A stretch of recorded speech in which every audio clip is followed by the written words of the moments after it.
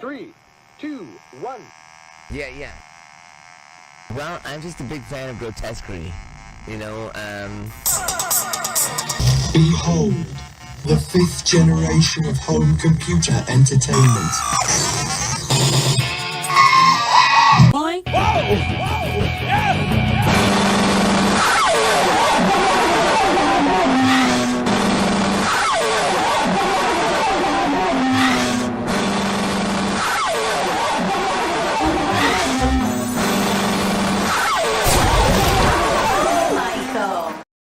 Rumper, bumper, stomper, boo. Tell me, do. Hail Bear, tell me today, did all my friends show up to play? Well, let's see.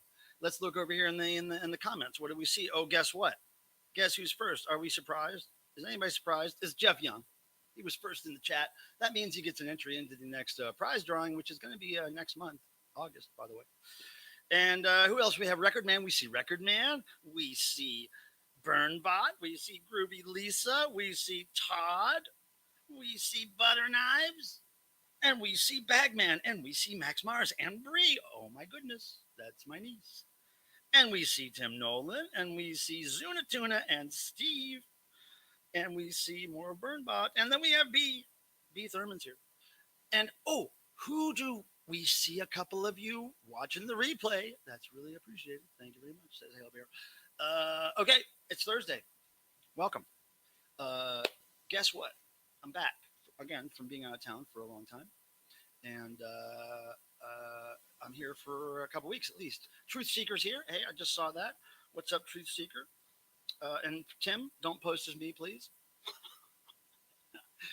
Only post as you, not as me. Thank you very much. Kevin, what's up? Good to see you. Nice to hang. Thanks for the thumbs. That me and the algorithms appreciate that play there. 4D man, I don't know how long I can stay, but stay awake. But I've got some time. Okay, yeah, that's cool. Stay as long as you can. Hold on, I'm going to make this bigger. Okay, that is nice. All right. But hi, everybody. I'm back, and I have lots of stories to tell. My shirt, by the way, Biscuit Bitch. This is a great biscuit place in Seattle. I had a delicious breakfast biscuit there, and I had to buy a shirt. Very cool. Love this place. Oh, sorry, didn't mean to keep that one up there. So yeah, Biscuit Bitch. That's my shirt. Seattle, loved it. If you're ever in Seattle, go there. But go there before they open. Get there a few minutes before they open. Get in line because the line is often very long. So again, congratulations, Jeff Young, for getting another point in the drawing. Speaking of the drawing, I just want to mention real quick, it's going to happen next month. I believe my friend Tim Nolan is going to come visit. We'll probably do it during his visit, make it a little more fun.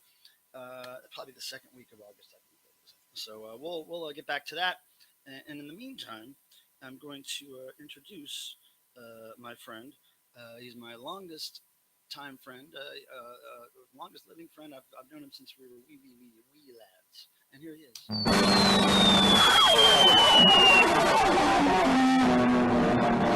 It's Tim. Hey, everybody. How is it going? How are you, man? Doing all right. How about you? Good. Back home. There's a thunderstorm happening, so if something weird happens, it might be the thunderstorm's fault. So that's all I'm saying. So I've been away, and you've been holding the fort down in Ohio, yeah? Oh, yeah. Good deal. Yeah. It's been pretty much the same, probably that everybody's been experiencing. Crazy hot weather, and then just soupy, wet weather. And yeah. But today in Ohio, I don't know if it was all day, but rained off and on most of the day, but 68 degrees, which was freaking heaven. And the sun's out now. So, hey, okay. All good. Now we're getting comments that my mic is very quiet. Is that still the case if I put it closer? We tried to do a test with Tim earlier, but his system's not perfect either. So I'm not sure how I sound, but let me know if I sound, it's way down in the mix. Yeah, I've got it pumped all the way up. You know how this goes. And it's showing, guys, like it's showing on the meter that he's getting full volume, but I'm on yet another computer. Check. So yeah, see my the levels on the mic thing here are going all the way up. They're so maybe I should just keep it right up against my mouth. Maybe it's not about volume. Steve says Tim sounds perfect. See, maybe it's just about quality, not necessarily volume. Thanks, Steve. Well, you have both, though. You have volume. What kind of volume are we talking about? No, what about quality? Yeah, quantity. Okay, there we go. I don't know. I'm just gonna put it right next to my head from now on. Jeez. Yeah, like you all know that mic has been a pain in the butt It's lately. not just this mic; it's every mic I've had Well, for the last well, year. the snowball lasted the longest. Yep, it did. But I just don't have table space for it. You know, the thing with that snowball is you couldn't. I don't think you could put it in a thing like an arm thing. Right. I think it's supposed to be like able to pick up everything in the room, so it's supposed to be set down. Okay, good. It sounds good. Okay. Record Man says you sound good. Okay, great. Well, let's continue, and let me. And Max Mars said, "An MP burns Tim Ow! all day and all night. That's what he lives for." Well, got to live for something. And I now guess. we're going to live for this little segment that I like to do at the beginning of the stream to set a good vibe. And the illustration and animation here is by our good friend Zuna Tuna. And here we go.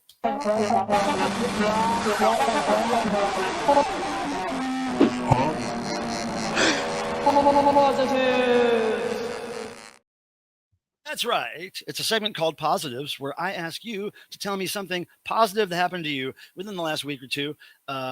Just start your comment with the word positive, positives, positive, whatever. So I know what you're commenting on. And let's see. Tim, what's your positive?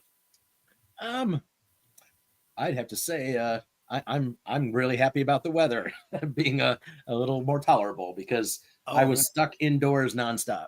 So. Well, okay, I guess my positive would be, of course, being home with my cats finally after a couple of weeks. Not that I didn't like being on tour, but it is nice to get back to the cats. So that's really cool. And I'm getting a lot done. I'm getting a lot checked off the list here the first couple of days I'm at home. So yeah. Oh yeah, butter knives. Positive. When Jalen was on stage at one of the shows, she called butter knives on the phone, and while we were talking, Mark came over and talked to her. It was great. It was really cool. And the positive, yeah, Todd was there last week along with lots of other spuds that I know very well. And Jeff says positive. I had 3 weeks without AC. Ooh, in North Carolina.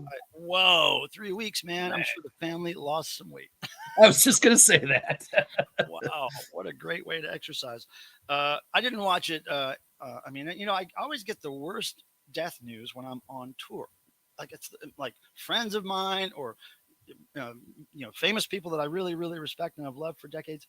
I always get it while I'm in the thick of traveling and work, and I can't even like pay attention to social media. So yeah, it's a bummer that Ozzy passed away, but I guess it wasn't a surprise, was it? I mean, it was obvious that he had lived a long time and he was not feeling great. So, but man, I was the biggest Ozzy fan when I was a kid. I used to write Ozzy across my knuckles every day. I would wear Ozzy for president or whatever election was coming up. It would always be vote Ozzy.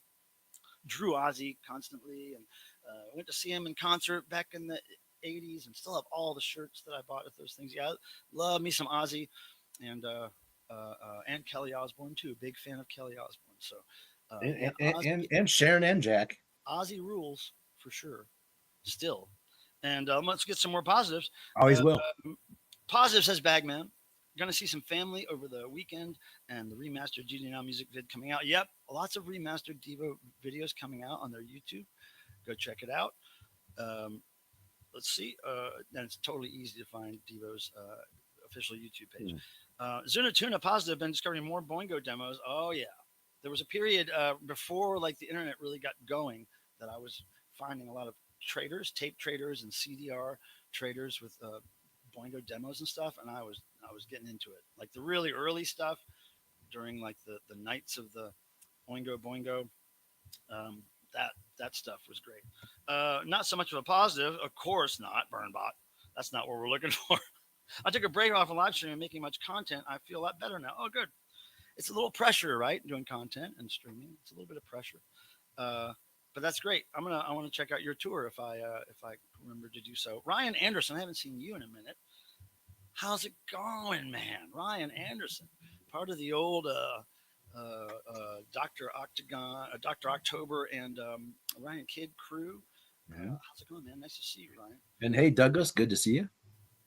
Todd says positive. Tomebone. Who is Tomebone? I don't know who Tomebone is. Be Thurman positive. It's the absolute bare minimum, but I'm still alive. Well, that's great. I'm glad you're still alive. It's positive for me too. And Bagman, did you catch Bagman's? Yes, I did. Okay. That. Yep. Because I had to jump back over to YouTube to scroll up. Videos, yeah, for sure. Positive says we wired a guitar from scratch for the first time. Oh man, I couldn't do that. That's very cool. I would not be able to do that. Emma predicted Ozzy's death the day before he died. Well, yeah, I think, I don't think that she was the only one to think that. I mean, he survived being the king of darkness for all those decades. Oh, there's another positive. I get to listen to Black Sabbath's debut record on vinyl. Oh, yeah. It still holds up. It sure does. Damn right it does. Positive, starting a new job, says Goo. Goo, thanks for that picture you drew of me. That was very cute. And that's awesome. And I'm interested to know what your new job is. Max Mars, what's happening again? Nice to see you. Throne Warmer. Positive, finally started the process of selling old, long, unused music gear. It's a daunting task, but once you get into it, you're going to start looking for more stuff to sell. After all that stuff, you'll be like, I like selling stuff. I did. That's great. That's okay. Yep. You there? Congrats. Positive, says Kevin. Taking the road Seattle. Hey, Mike, your microphone's going in and out. Is it going in? Oh, I'm going back and forth too. I'm not staying very close to it. Okay. Let's just get some duct tape or gaff tape, and we'll just tape your. I just need to keep my head close to it. Yeah, so I hung out with Kevo there, Kevin, in Seattle and Portland, and it was really cool. It was really fun. And Mark Mothersbaugh really enjoyed your dancing in that one video I shot, Kevo. So that'll probably be in my video scrapbook from July, which is coming soon. Yeah, Mystic Nights of Oingo Boingo. That's what I meant. Bye, goodbye, goodbye, goodbye, goodbye, goodbye, goodbye. They did that song on the US Festival, 1983, I believe it was. And I recorded it off the radio, and I couldn't stop listening to that live version of that song. It was so good. Yeah. All the pieces are good for your Solon release. Yes. Yep. Lots of those demos I have. Yeah, for sure. Positive, a fab bargain on Bernard Herrmann biography. He composed many Hitchcock soundtracks. Oh, okay, soundtrack stuff. Right. Wow. That's cool. 4D man. I don't remember seeing you very much. Now my niece says, spending time with my sister's kids at the beach yesterday and remembering to catch your life tonight. That's really kind of you to say. That's very kind. Let's see. I'm just looking for more positives. Tom Bone. Oh yeah, the butt trumpet guy. Okay, right. Yeah, I remember him. Yeah, okay, cool. Dave, the pickup artist, says it's so hot in Florida. I saw a cop chasing a thief, and they were both walking. Jiminy Crickets. Dave, the pickup artist, is back. You guys, he's back. Michael, I buy some more awesome records when I get paid next weekend. Oh well. You shit rocks, he says. Thanks, Record man, I have your autograph photos. I'm not going to show them. I'm going to let them be a surprise. They're really good. So I'll send those to you with your next batch of records. Oh, Rad Uncle is with you. Cool. Hey, Rad Uncle, what's happening? You and Goo chilling. That's cool. Here on the stream, wasting your lives away here for 2 hours. Let's see. Any more? Hey, Max the Hat. What's up? Oh, Mike's fizzling out. Really? Ah, Christ. I think that was before. That was before Mike. Yeah, it's taking me a minute to catch up. I saw highlights of the farewell tour of Ozzy and on YouTube. Yeah, man. I haven't. I've just been trying to catch up on work, but hit that thumb, folks. It's Randy Deadwax in the house. Hey. See you, Randy. Nice to see you, man. I got to hang out with Mazy, Randy. Can you believe that? Positive. Next week, I'll be legally allowed to drive. Oh, Max, jump at the chance. Jump at the chance. As soon as you can take road trips with you and your friends, wherever you want to go, that is freedom. I miss the beach, too. My favorite place on earth is the beach. Driving us home. Be safe. You guys, be safe. Positive, I am not in jail. That's pretty good. I got one more positive from my mother's side. I found it, a bootleg recording of Ozzy Osbourne 86. Oh, wow. What was that? The No Rest for the Wicked tour? What tour was that, Tim? 86. I think Bark at the Moon was 83 or 84. 84, I think. Speak of the Devil was 83 then, I think. But yeah, I think No Rest for the Wicked. It sounds about right. No, Dead Wax. Not at all. Not at all. We hung pretty tight for 3 days. The first day, I think, from morning until late night or possibly early morning the next day, we had a good time. It was good. It was really good. I have some behind the scenes Mazy story to tell at some point as soon as I get through these positives here. Oh my God, Michael, did I tell you when I was talking to Mark on the phone and he said he stalked my Instagram and I said I made a concerning amount of DEVO art and he said we should make a book together? Like what? And butter knives, my suggestion is hit it while it's hot because he'll forget tomorrow. You just keep going on that path. Whatever you're doing the right thing. Put it in his face. Breakfast Kings, I saw New Bomb Turks kick some ass. Yeah, I've heard of them. I don't know if I've seen them live. I might have, but I like them. Ultimate Sin Tour. Yes. No Rest for the Wicked was the year before that, 87 or something. Because didn't he have a tour every year for a minute there? Yeah, he did. I mean, you can tell by his hairdos. Well, Talia, he can't tell if he's being serious either. So, you never know. Just do what you can to take him up on the idea, Mm-hmm. You have proof. Hopefully you recorded that phone call for all posterity. The Ultimate Sin Tour. Okay, right. Wait, what the fuck? Butter Knives. Yeah. True Seeker 86. Let's see. Talia, you should message him about it. Nah, yeah, I think you just roll with that idea that you're going to do it and then maybe ponder. Give him a good idea about it. Don't just say, hey, let's do a book. Maybe think of something that might intrigue him into actually taking the next step, Like take the postcard idea and expand on it. He's a tricky one. So thanks for playing the positives thing. Now I want to talk about some new videos that are on my site, namely my vinyl community VC meetups with Norman Maslov, aka Mazy, and Hyper Viper 1, who has gone by many names in the past, but that's the channel that is most active on YouTube these days. And what I'm going to do is, just so that you all know who we're talking about, I'm going to post a couple of things in the chat. Let me see if I can. Oh, Fargalabard. Okay, paste. Okay, there's Norman's channel. That's that one. And then we're going to go over here. Boop. And then this guy hasn't posted in a while, Hyper Viper, but his videos are sure cool. They talk a lot about punk rock and power pop and stuff like that. He's an interesting guy. Very cool personality. And we got to hang. So there's videos of those things. And now Mazy is quite the character here in the personality in the vinyl community. He has like over 40,000 subscribers and gets a lot of great views. Does a lot of videos all the time, mostly about records, CDs, music, of course. And I've only known him in passing on the YouTube. We've seen each other in other people's chats, streams. He's showed up at mine, and I've showed up at ones he's on. So that's how we knew each other. And I figured if I'm going to be there, we should meet, right? But he was very cool. We met early in the morning. The second day I was there, the first full day I was there, hung out all day. Went toured Sub Pop Records headquarters, and went to get food. And went to some bars, went to some record stores. It was great. And Mike, I'm jamming in Vinyl Dreamscape. Welcome. He says hello, Michael, Tim, and everyone. That's right. Also, Dead Wax is saying that's that Punk Points guy. Is it? Yes, it is. Because I didn't remember who he was. Yeah, but he's not trying to promote that channel these days. Right. So. Oh, I know. He just dropped it. Well, here's the thing. But hanging out with Mazy, I did get some Mazy collectibles. Okay. He gave me not only some Maslov stickers here. That's Mazy. Yeah, he is a photographer. He had a photography. Yeah, I knew that. These two pin bag buttons. Oh, Mazy, color and black and white. There, as you can see. Cool.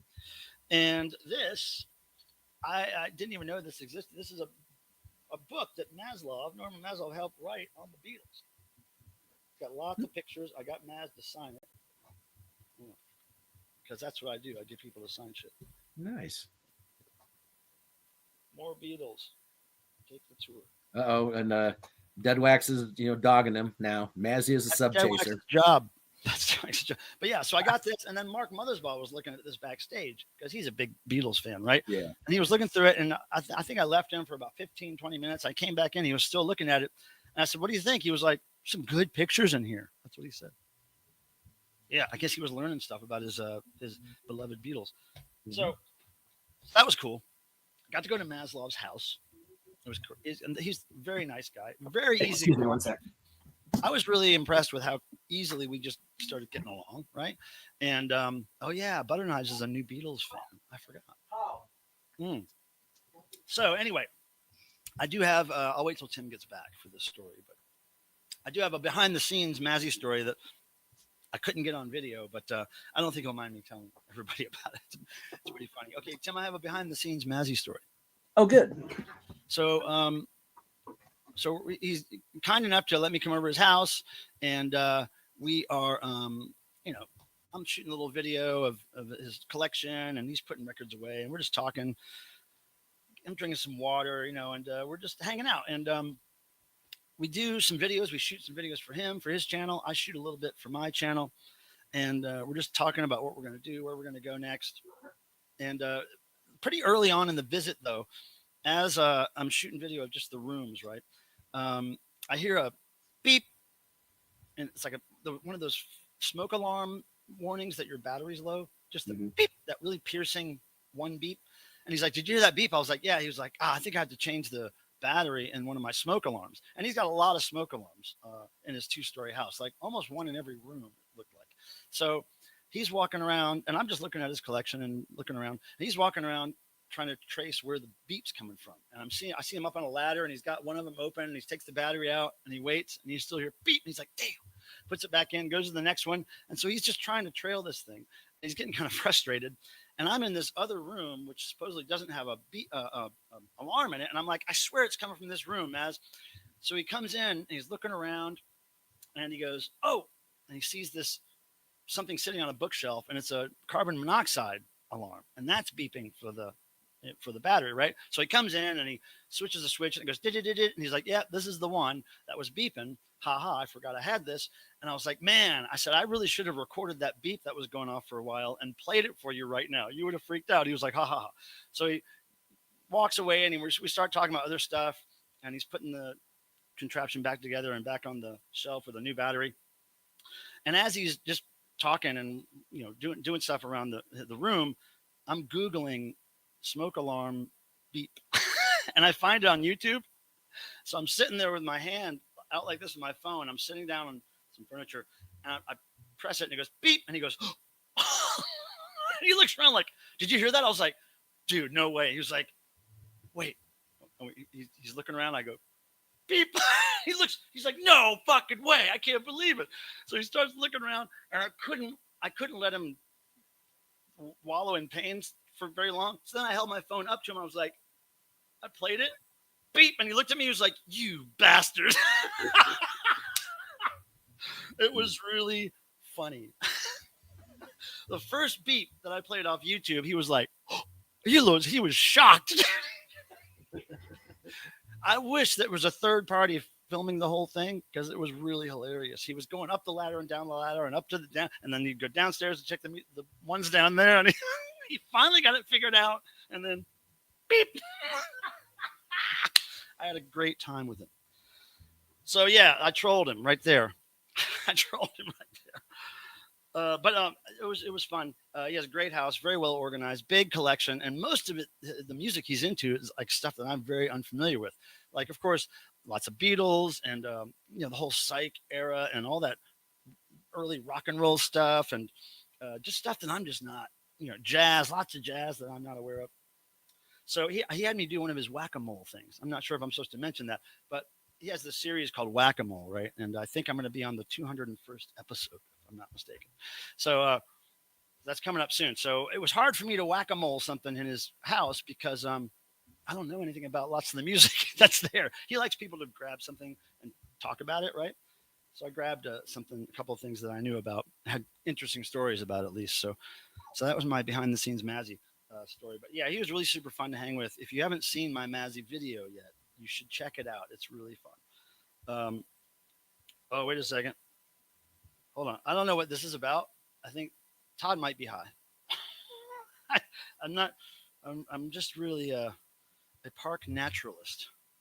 I don't think I want to know anymore.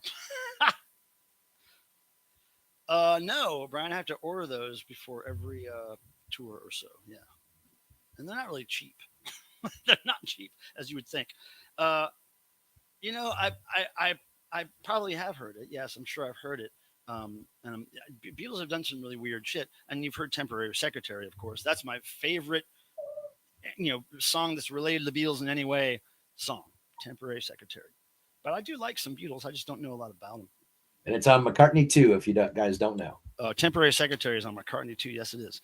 Okay, so regarding the tour, I have lots to show you, lots of stuff. I have stories to tell. I just wanted to say some of the people that I met on the tour. Of course, the usuals like Todd and spuds like Jim Napier and who else we got here? Just the spud. Well, and Jane, that was her 100th show. That was awesome. Getting to that, yes, David Adler and Jane Stuckey. She's been a fan that's been coming to almost every show for a long time, and she just did her 100th show.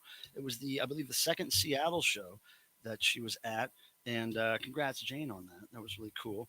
Of course, Bev was there, and Robert Ginsburg and Rob Williams and Vince, who I just hung out with for the first time, and Doug, of course. He's been going to a whole bunch of shows lately. And of course, there was Mike Jones, who had a party for Spuds in Seattle at his wonderful house with lots of pinball games, like 20 or 30 pinball games. It was crazy. And Joe Revito, of course, was there making pizza and giving people little printed out 3D cool DEVO tchotchkes like that. So it was cool to see him. And I got to meet up with some old friends, Ben Davis from Oakland, San Francisco, California area. Got to see him for the first time in 15, 20 years or something. Brian Saxemeyer, who's printed DEVO stickers for me over the years. And also, let me show you, Brian was instrumental in finding a whole bunch of early DEVO photos many years ago. Haphazardly kind of found out that they were being sold out of somebody's garage. The photographer died, and some old hippie guy was selling all these prints out of the garage. Anyway, I bought a whole bunch of them for the DEVO archives, and they've been used in the DEVO book and everywhere. But Brian made this limited edition little stack of like stickers of lots of the photos that we found back then of DEVO. So he gave me those. Which was pretty cool. I gave some out to fans along the way, but I think I kept at least one of each of them. But that's all kinds of weird behind the scenes stuff that this photographer took. Now his name is escaping me. The photographer of this stuff. Gosh, it's not Jules Bates. It's the other guy. Gosh, if you're watching, Brian, and you remember that guy's name, I can't remember off the top of my head. But anyway, Brian's cool, and he also does some of his weird. He does these weird stickers. Let's see. What does it say? I forget what this is. It's maybe a band or a club he's involved with. I can't remember. What that is. But he gave me stickers of those too. Got lots of stickers on tour, as usual. But yeah, what else I want to mention? Oh yeah, so the people that I met in also in Oakland, KRK Ryden, who I haven't seen in a long time. He's done artwork for DEVO over the years. He's illustrating the new Dickies book by Leonard Grace Phillips. I haven't seen him in a long time, so I got to see him briefly.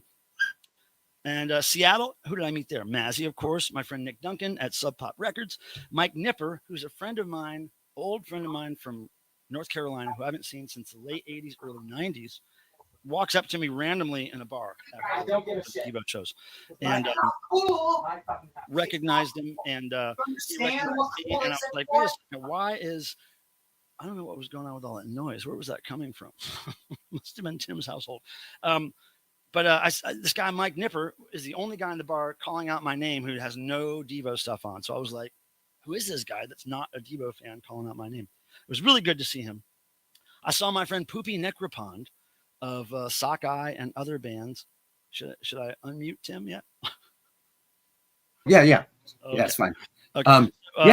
We didn't talk about that. Yeah, I'd like to hear that. I'm talking about it right now. So Poopy Necropond came to Seattle to hang with friends, play in a band, and he was able to come to one of the DEVO shows. So that was really cool to see him there. And across the country, I usually see him only in Ohio. Of course, I saw Jalen in Seattle and Jackson and Fight Milk and lots of other Sub Pop people that I know there, Sub Pop employees. And Portland, Hyper Viper, I saw him there. My friend Dre, who works for Skinny Puppy. DJ Paynes Gray, a new friend of mine, hung out with her. She was really cool. And Kivo, of course, who was here in the chat, hung out with him. And the Spuds I mentioned. Also, I got to hang out with the Chats, man. The Chats. You guys know who the Chats are, right? They were loving it. Those pictures are great. Australian punk band. Let me just show you the Chats thing real quick. So they're an Australian band. I've seen them at Punk Rock Bowling at the secret 2 a.m. show a couple of years ago. It was really good. Really fantastic. And I never really met them before. So their trailer just happened to be across the yard from DEVO's dressing room trailer. So I was kind of around them all day. And I said, look, at the end, after DEVO's show, I want to get a picture of you guys in their domes. And they're like, oh, yeah, they're all big DEVO fans. So long story short, I got the picture taken, hung out with them. We went out that night afterwards. Oh, my goodness. To the Star Bar. If you guys ever go anywhere in Seattle, Portland, Star Bar is the place to go. And so they signed this for me. This is the backstage dressing room sign on their trailer. And then I got the DEVO sign on their trailer signed for the chat. So we made a trade there. That was really cool. I'll show you the chat. So wait, I didn't get a chat shirt. And Max says he used to listen to the chats a few years back. Yeah. And Smoko song. And MX Valentina says, I was at Mosswood, got to crowd surf to DEVO. What a vibe. Who said that? MX Valentina. Oh, that's cool. Oh, yeah. I saw a lot of that in the crowd, a lot of dancing, a lot of singing along. Skinny Puppy. Yeah. Speaking of Skinny Puppy, and this is going to be the way I show you these things that I got, it's going to come just randomly as you mention things that relate. So Jalen gave me this music for cats. This is done by one of the guys in Skinny Puppy, Kevin Key, years ago. But he's a big cat fan. It is music for cats. And look at that, how they did the back with the old stereophonic thing. Mm-hmm. Yep. And it's kind of designed like those old record booklets you see with the the spine, like those old kids records. The 78s or the what do you call them? What do you call those brittle records? Shellacs. Shellacs. Yeah. So anyway, I haven't heard this. I've heard about it. This came out in the 90s, 97. I've heard about it for decades, but never got a copy. So this is really cool. Skinny Puppy reference there. Oh, and Jalen, speaking of Jalen, she gave me a couple of books. She gave me The History of Farting and The Future of Farting. Jeez. What in the hell? My goodness. So anyway, Skinny Puppy. Have you ever been in the Blackwater in Portland? I don't think so. I don't think I would go to a vegan bar just because I need meat. What is the beer vegan too? How do you drink? Is beer vegan anyway? I don't even know. Does beer have meat in it? It has no animal products that I can think of. I think this has meat in it. I'm on Smoko, so leave me alone. That's their whippet, I guess. But they're really great live. I did shoot a little video of them. I was behind the stage when I shot it, so it's a little weird, but I'm going to put it in my scrapbook video. It's not really worth posting as a chat specific video. It's kind of a weird angle, but they did sound great. Mm-hmm. I don't know, Dead Wax. Ozzy wasn't. Step outside your comfort zone. That's always a good idea. I did that when I started streaming. Oh, Dan Ductor, hi, buddy. How's it going? Hey, what's up, man? And Heck Far, how are you? What's up, Heck? Oh, yeah. Something is used to clarify beer made from fish. Oof, don't tell me there's fish in my beer. Yuck. Wait. No. About Poopy, our friend Poopy Necropon from Sockeye and other Ohio bands and longtime devotional. Muzzle is his latest band. Muzzle is one of his latest, and Pill Time. Oh, yeah. So he works at a record pressing plant, and he gave me some cool things. Okay, not only did he give me now this is what, when they mispress a record or something goes wrong with it, they carve out the centerpiece with the label on it, and then they recycle the rest of the record. They can crush it up and recycle it, but if the label's on it, they can't. So they cut the labels out, like make little coasters of them. So I got Voivod's Angel Rat album, and then this is the best. Look at this. This is a limited edition Klaus Nomi thing that's coming out. Oh, nice. And I got a bunch of these little little cutout holes, man. I got the cutout of the record. Now that's a true weird collectible. Truly. Oh, and speaking of biscuit bitch, I saved my biscuit bag. There's the biscuit bitch logo, and I got a sticker. Biscuit bitch. But it was a good biscuit. And if you know me, you know I like a good breakfast biscuit. It was no Bojangles biscuit, but it was really good. It was kind of like it was like a real big fluffy biscuit, but still done on the outside. Crispy enough, but it was so big, it was really crumbly. But it was good, I gotta say. And the people working. He likes his biscuits brown. When you order your biscuit, right? It's just there's nowhere to eat inside. You just walk up to this place to order, and you wait on the street, and you walk away. So when they call your name, like for instance, if you used Tim, right, and your order's ready, they'd say, "Where's my Tim, bitch? Or where's my Michael, bitch? Order ready for John, bitch." Everybody's got bitch in their name. Yeah, it was good. It was a good time. I like that place. I had to buy a shirt. I couldn't. All the hoity-toity coffee shops should do that. I tell you what. No, they should use the word cunt. that would work too. Okay, I got Sub Pop stickers at the Sub Pop. So love me some stickers. And then I just got, these are just right in front of me, I'll tell you. Our merch person, Erin, was kind enough to give me these gifts. She is tight with the merch world, so I got. She didn't give me any. A couple of cool patches there. What's happening in the chat here? My biscuits are brown. That's called a dark brown biscuit. That's what I order at Bojangles at least 3 or 4 times a week when I'm in town. No problem, Dan. Which show was the most fun? Are you talking about DEVO shows? Oh God, what that I've been to? You mean? Oh, I don't know. No, I would say in this last leg. Oh God, I don't know. Oh God, yes you do. They all kind of blend together for me. I really couldn't tell you. Most people seem to enjoy the second of. Look at this news. Was it Portland? Red Uncle is going shit. That's good news. That's a positive, I think. Well, yeah. I mean, if it all comes out okay. Biscuit bitch. All right. So what else we got here? Let me cross some stuff off here so I know I've talked about them. I did that one. Maz and Hyper Viper videos, behind the scenes Maz story. Talked about those things. Oh yeah. So Hoity-toity. How old are you, Tim? Gifts. It's Mike. That's the word he uses all the time. That's why I used it. You. Hoity-toity. Yeah, because he hates those kind of places. It's a little too, and I mean, I usually say it's just a little too white. I'm not going to pay $7 for a cup of coffee. Oh, I don't pay for. I'm not a coffee drinker, So, talked about this stuff. Talked about that stuff. Go get yourself a beer. This stuff. Okay, so, man, we were crossing stuff out the list like crazy. Yeah, but the chats, great guys, very nice guys. I would recommend hanging with them. Now, I wanted to remind everybody that coming up next month, my friend Tim will be here visiting in the flesh, and that's when we're going to do the next August drawing for the VPPD. That's Viewer Participation Prize drawing, and we'll be giving away some cool records, a new release or a new unused sealed release from Futurismo in the UK. They always do excellent stuff. I'll be announcing these prizes later. But speaking of which, I'm going to play this banner now on the bottom of the page, and this shows everybody's tally as of today. The date is wrong on this. Let me change the date on that, because it's actually July 3/1. Last day in July. As of this day, okay, let me save this thing. Okay, save and show. Okay, so as of today, this is the latest tally of everybody who has tickets or entries in the next drawing. And Jeff, that includes your comment, your first comment in the chat. And he's laughing, saying you still have his name spelled wrong. Who? Jeff. Oh, I did. Wait a second. And how did I do it this time?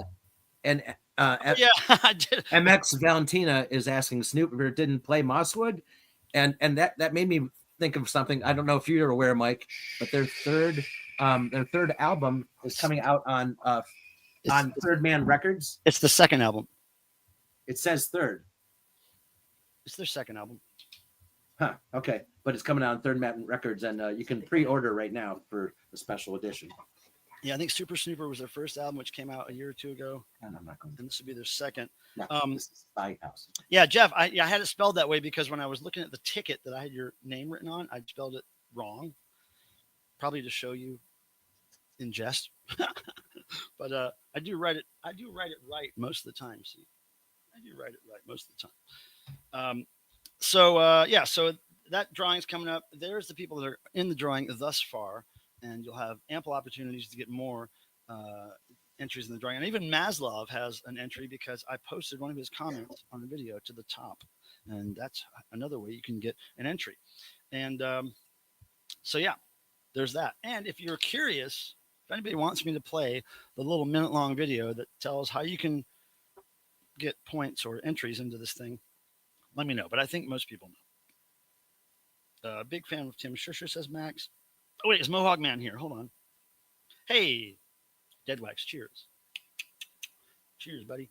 I'm going to say hi to Mohawk Man, but first I wanted to mention, speaking of beer, I have Super Chat Charlie koozies. They're the worst thing ever. It says, thanks for your support on the back, and those are going to be some kind of prizes for somebody. Oh, yeah, I know. Snooper had to cancel, I assume, because they're going on tour with the Hives. But I think Prison Affair took their place, and I have some Prison Affair shit to show in a second. But let me say hi to Mr. Mohawk Man. How's it going, buddy? How's it going, Casey? So, yeah, it was good to see you. Your amazing costumes. Absolutely. And I got to see Mr. Mohawk Man dance at the Coffin Club in, was it Portland or Seattle? It was Seattle, I believe. I can't remember where the Coffin Club is. Is it Portland or Seattle? But anyway, I got to see him dance there on stage. It was great. Yeah, Prison Affair was great. And I got to see them finally. I've been wanting to see them. Why they got to whip an llama, dude? Now, here's the thing. When John Waters was introducing Prison Affair at Mosswood Meltdown, he referred to them as DEVO core, as being part of this genre called DEVO core. And I remember hearing about that genre years ago. And it's just basically kind of weird punk rock with electronic stuff and little DEVO, aesthetic references here and there. But anyway, so these guys, I think they're from South America, if I'm not mistaken. They had thick accents. And I met them after the show and I said, look, I brought a 7-inch, a split you guys did with Snooper. I'd really love to have you guys sign it. And since I worked for DEVO, they were like, we love DEVO. We learned to play our instruments to DEVO demo tapes. And I was like, you mean the early hardcore stuff? They're like, yeah. So here's what they wrote on my single. Little hearts and that and that. What does this say here? That guy's got a funny nose. That I forget what they call that. That's a penis. But yeah, this is the single they did. I believe there's a few pressings of this, and this is the most rare pressing. I believe this is the Japanese pressing. Of course, I didn't take the record with me, but yeah, I thought that looks great. Really cool, guys. And MX Valentina is saying Prison Affair was great. The OCs were also badass. Oh yeah. I didn't get to see as much of the OCs as I wanted to because I was setting up for DEVO, but they did sound really good. Yeah, I didn't get to watch them, but I did hear them, and yeah, it was great. I've heard a lot about them over the years, and so I'm glad I got to see them and Prison Affair. Everybody's nice. Yeah, I got so much to show. Okay, so speaking of Meltdown, I was backstage in catering at Meltdown, and I guess for the employees, or maybe this is for everybody at Meltdown, but they had these Meltdown bingo sheets where you cross off things you see at the festival. Here, I'm going to make Tim smaller for a second. So you can cross off things you see at the Meltdown Festival, like a DEVO hat, aka Energy Dome, and all these other references here. Baby in headphones, double fisting drinks, Tripping balls. Yeah. But look at all the great stuff. Lost shoe. Kid who is cooler than you. So yeah, I thought that was cool. I like that. And, here's the flyer, the postcard flyer for the event. Meltdown. And you got the thing here with the John Waters and the dome. Pretty cool. Yeah, I've told you, but I really appreciated John's intro for DEVO. Like, you could tell, like, it was not just written. He really knew what he was talking about. Yeah. That was great. Fan. He's a fan. Oh, and then I got this. Okay, there's this poster too. All right. Rip that off a wall somewhere. And then, oh, I found this. I don't remember what town, but this was on a telephone pole. Oh, in Seattle, Cypress Hill concert. Oh, suicidal tendencies, huh? I was, I was walking through the streets late at night after a show, I guess. And I do those bands fit together? yeah, of course they Huh. do. Okay. Here's the Project Pabst flyer. Yeah. I didn't get to see Iggy Pop. I was busy hanging out with the chats. Iggy Pop was a long walk from where I was in the dressing room, so I didn't get to see him, but I heard him. And the Damned canceled. They didn't play. I didn't get to see Mannequin Pussy. I kind of wanted to see what they were like. Yeah, so that's the flyer for that. And Yeah, I wish I could have made it to those. there Just was also this flyer that I got at a record store. That's kind of cool. They had a flyer for each of the bigger bands that was playing, so the record store guy gave me this one. nice. And of course, since we're showing posters, everybody loves this Seattle poster that I think a local artist did. I can't remember his name. But if you look online, see those energy domes? Yep. They're all half-toned, like they came from a photo, right? Well, they came from a photo that I had arranged to have taken as a DEVO press photo in England.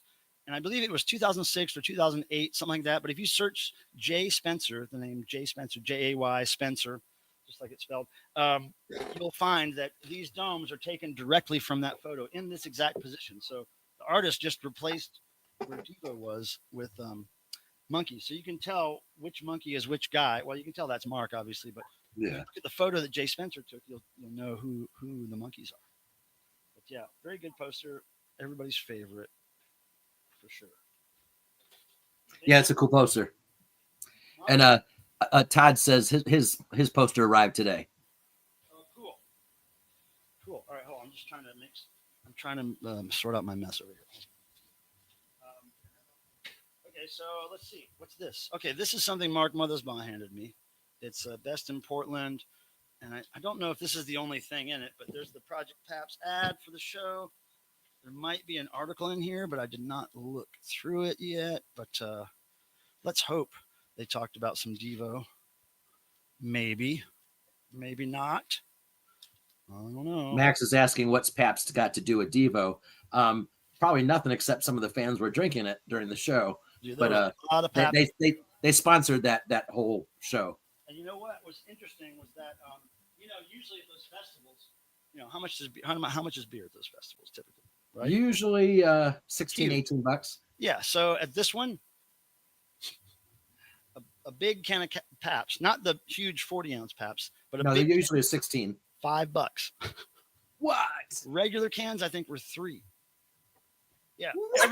Everywhere the whole festival. And then they had the big 40-ounce Pabst for $8.50 or $7.50. My gosh. Everybody that's my kind of place. Damn. And then backstage, everybody had full coolers of Pabst. Chats were stocked with 2 refrigerators full. And now I don't love Pabst, but damn, that's and that price. Who cares?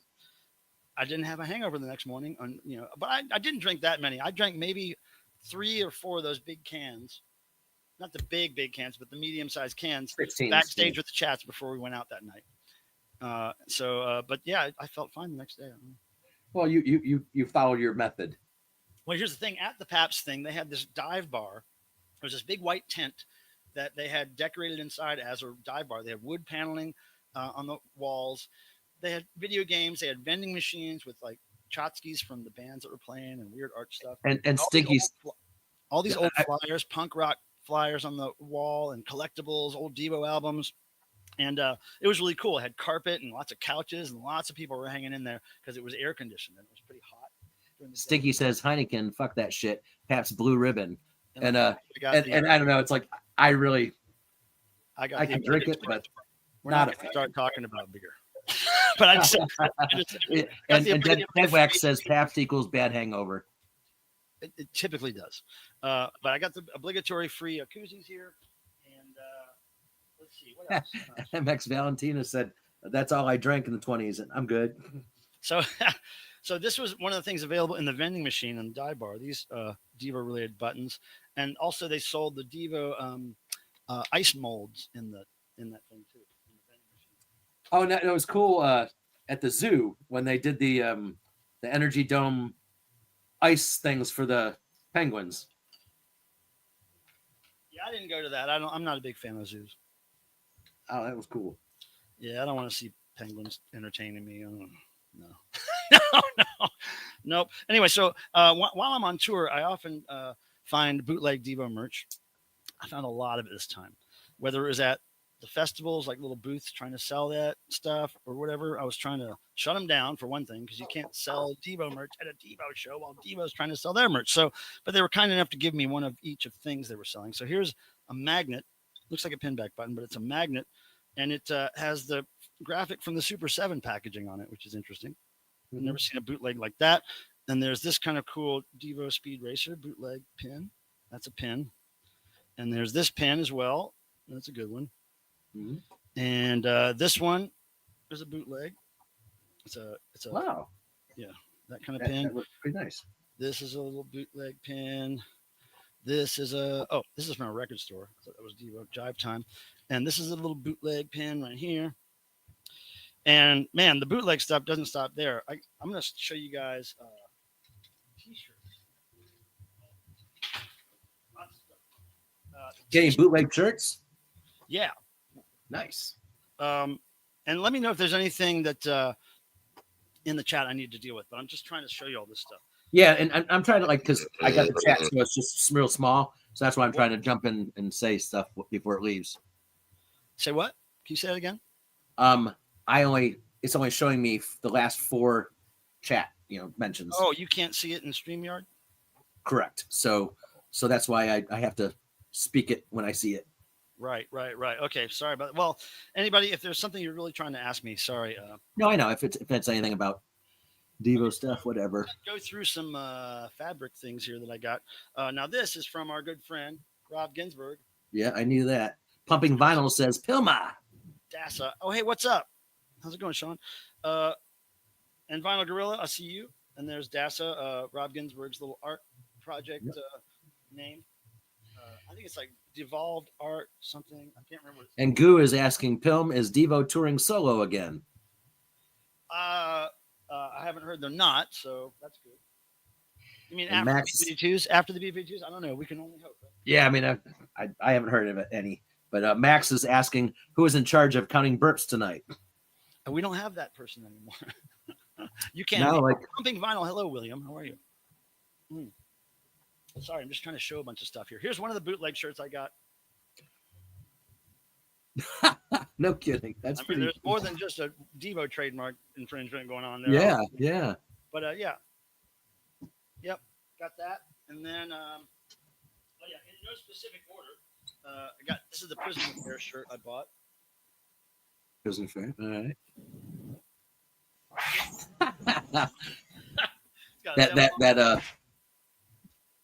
that poor nose. And here's another. This is the craziest Devo bootleg. So this guy that was selling these said that he just would buy used T-shirts at thrift stores and print on them. Look at this one. I've never seen a tie-dye Devo shirt ever. Yeah, wrong generation, but hey. I mean, it's even like the wrong photo of the band for Whip It, right? Yeah. But that's what bootlegs are all about, man. Mixing up. Now, here's another bootleg. This was not bad. No, and I'm surprised that a bootleg is going to be doing boogie. Yeah. And then, here's a couple of things. Here's the Mosswood Meltdown tote bag. And then able to get a shirt. It's got John Waters in a dome. Vanilla Gorilla says Diva should hire the guy that's coming up with the ideas for the bootleg shirts. They're way better. Sometimes. And MX Valentina is saying, I love the bootlegs. Yeah, Mike always he always tells me, hey, if you see any out in the parking lot, grab them for me. Sometimes Devo likes the bootlegs too. That's why they want people, instead of just bootlegging it, reach out to them and say, hey, do you like this shirt design? And then they'll make it like official, and then everybody gets a little cut. But here's a bootleg that Kivo gave me, Kevin. This is kind of cool. There's a left chest, right? Huh. It's all catalog graphics. Okay, nice.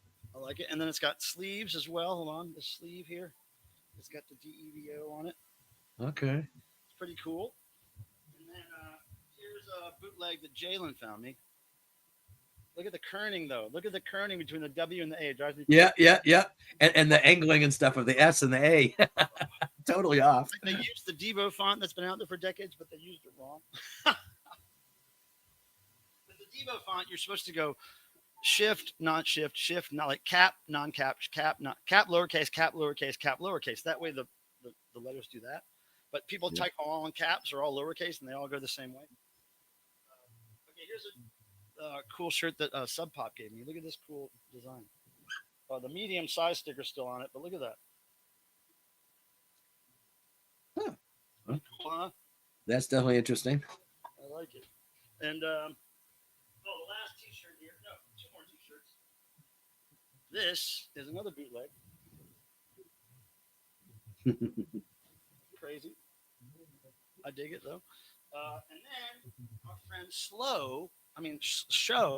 our friend Show from Men Without Hats gave me this. Oh, nice. He was Very at nice. the Seattle, the zoo shows. Yeah, really cool guy. And he said they put out a live album that he's going to send me a vinyl live album. I didn't know that. Yep. Like a recent thing, I guess. Yeah, great guy. Okay, so that's all the garments and such. Let me take a breath. How's everybody? What's going on here? Is anything I gotta deal with here? No, it's did Talia leave? I don't know. Yeah, let me just remind everybody, if you're going to any of the DEVO B52 shows or any DEVO show and you find bootleg merch being sold, just get me a size medium of one of each of the things they have and I'll pay you back. I just love collecting. Or if they don't get it, get a large. If they don't have medium, get a large, but medium is my choice. But yeah, I just want to get one of each bootleg because I've seen at least a couple that I don't have that were just from the last couple months. I got one of them, thank God, because my friend Tom got me one. But Mike, have you? I know that you can't do anything. Tim, can you just let me finish? I thought you were done. No, I just want to remind everybody, please, if you see bootleg stuff being sold, please get me a medium or large. If they don't have medium, I'll pay you back, I swear. It's important because I see people wearing it all the time. I'm like, oh, you didn't tell me that there were bootlegs. Pretty sure we just said that. I need to know. Drives me crazy. Okay, so Tim, what were you saying? Yeah, I forgot. We can leave it was something related to what we were talking about. Now, Max, that's not their best song, I must say. The rest of the songs on that first album, I love Safety Dance, right? But man, the other songs, there's just. I got the message and the message is clear. That's a fucking banger. And Living in China. And he's so amazing, period. I don't know how the hell he does what he does as often as he does and as long as he does in freaking leather. Are they going to change the show? Well, it's really difficult. When you look at the songs they play, they touch on almost every era. They certainly play a lot of people's favorites. They play stuff that if they didn't play that stuff, there would be huge holes in the set. There's just certain stuff they have to play because it's it's their best stuff. And considering they only have an hour to an hour and a half to play, it's really difficult to change the set. Because I've seen them discuss it, and it's like, well, what do we take out to fit something else, right? And that's the big that I'm always hearing the same exact thing. People would love just like a change, one song maybe. Well, but the kind of people who would love a change are the people who have seen them multiple times or are hardcore fans. But if some, kind of casual DEVO fan, which is, I guess, a lot of the audience, right? If they go, they don't play Satisfaction, they don't play Uncontrollable Urge, but they're playing Puppet Boy and something for Smooth Little Maps, and it's like. It's almost like that should be saved for if DEVO ever has a cruise, like Kiss had a cruise. Yeah. That's maybe where they would play the real deep cuts and the cool stuff like that. And they wouldn't need a video wall and all this stuff. They would just maybe even play it acoustically or on a Hammond organ or something. I can see that kind of stuff interesting them if they had. But just for a mainstream big concert, they have to play certain stuff. Man, it's just they got to have some of the synth stuff. They got to have some of the guitar, really rocking guitar stuff. Bob's solo. There's just things that are theatrically. It's a great set. Period. Nobody can deny that. But songs. They're not. I've seen it a lot, and yeah, it'd be fun to. I'd love some of the art DEVO stuff to come back. Well, here's the thing. It's not like they're a band that says, "Hey, what do you want to hear next?" Because Right. everything. There's a beginning, a middle, and an end to the set. This is what Jerry always says. There's a beginning, middle, and end. It goes in a certain order, backwards chronologically, for the most part. It's set up a certain way to have parts to it, and you can't just really throw a random song in there. No, it has to fit. Yeah. It's just like the whole concept of an album, an LP album. Side A, it's got to get you going, Douglas, and then last song needs to bring the next side and so on. Well, I'm talking about a live, not just the album set, but the live, thing. But yeah, Devo plays Let's Talk. I would love to hear Let's Talk. I'd love to hear Through Being Cool live. I'd love to hear some stuff off New Little Maps. I'd love to hear some other stuff off Something for Everybody. But come on, stop. It's just, it's hard, man. It's really a difficult thing. Hi, Meowser. Don't knock anything over, please. Thank you. Okay, I've got some more stuff to show. Let's see it. And you got any mail? Yeah, well, yeah, I'm getting to that. Now, here's something Mark Mothersbaugh gave me. He always gives me stuff, and he says it's for my birthday, but it's never my birthday. First of all, he gave me some random stickers that he found. He always looks for stickers for me because he knows I like stickers. And this is a bookstore that Mark and I did an art show at with his artwork many years ago, back in maybe 2000, early 2000s or mid 2000s, something like that. Powell's Bookstore. So he gave me this. Mark gave me this antiquarian sticker book. So it's every page is a bunch of stickers, all kinds of weird shit, lettering, but it's all stickers. Supposedly every page is stickery. So he knows I like stickers, and he was like, maybe you could alter some of them, like, some of these have faces and heads, and I can do all kinds of stuff with them. But he wants me to really get creative with this, so I'm going to dig into this when I have free time. Free time. So yeah, that's kind of cool. That was heavy. I had to take this out of my luggage and put it on my carry-on because it made my luggage too heavy. So then, what else do we got? Oh yeah, Vince. Vince probably isn't here. Maybe he is. But Vince gave me this. I don't think I can show. I don't know if I can show it. I don't think I can. But it's a 2025 calendar of action figures having sex. Let's see. He kind of is. Hold on. See if I can find. They're drawings though, right? Well, they're kind of like. I'll just show you. They're kind of like animated or like Photoshop, or maybe they're photos. I don't know. It looks like, I don't know. It looks like total animation. Well, or something, or I don't know what's going on here, but yeah. So anyway, that was an interesting gift. I've never had a calendar. It's hard to say. Never had a calendar like that. Oh, here's a couple of things I found at a record store. I got 3 of them because they were free. But look at this, dudes. Butthole Surfers promo posters for their reissue. Butthole Surfers records. Love this. Didn't expect to find this in the free box at the record store. Wait, what's the other side? Oh yeah, look at this. That's pretty cool. Pretty cool. I never got to see the Butthole Surfers live. I hate myself for it. Hate it. Oh, here, this is random. This is the one thrift store find I brought home, and I think I already have it. But you know how I like Mara Womack, and this is a version of this record with no text on the cover. There is the popular version, or the most easy to find version, has his name and the title of the record on the front. But if you don't know, Mara Womack is the gospel singer who got in a plane accident and burned his face horribly, but he kept putting out records like this where he put his face on the cover. So I collect his stuff, and this is one of the more rare Merrill records, I would say. Just so that you know. And, what else do I got? Oh yeah, gifts. Look at this. Okay, so my friend Rob Williams gave me these. Great toilets with the seats that open up for the collection, right? And then who gave me? I think Jalen may have got me this toilet noise putty. So it's like, see if I can make it fart. I can't make it do it. Wait, maybe I do it just in my hand. Hold on. I can't make it do it. I don't know how to make the putty fart. There's no instruction manual. It doesn't sound like it's supposed to. Sounds like a man walking through the mud is what it sounds like. All right, and what's the other gifts? Oh, our friend Hyper Viper, aka some guy, aka a bunch of other names. He's in a band called the Barf Bags now. He gave me a barf bag. Look at that, it's my face. He gave me a barf bag button. He gave me barf bag stickers. He gave me these barf bag stickers as well. And then I don't know what this is, but I think it says soda.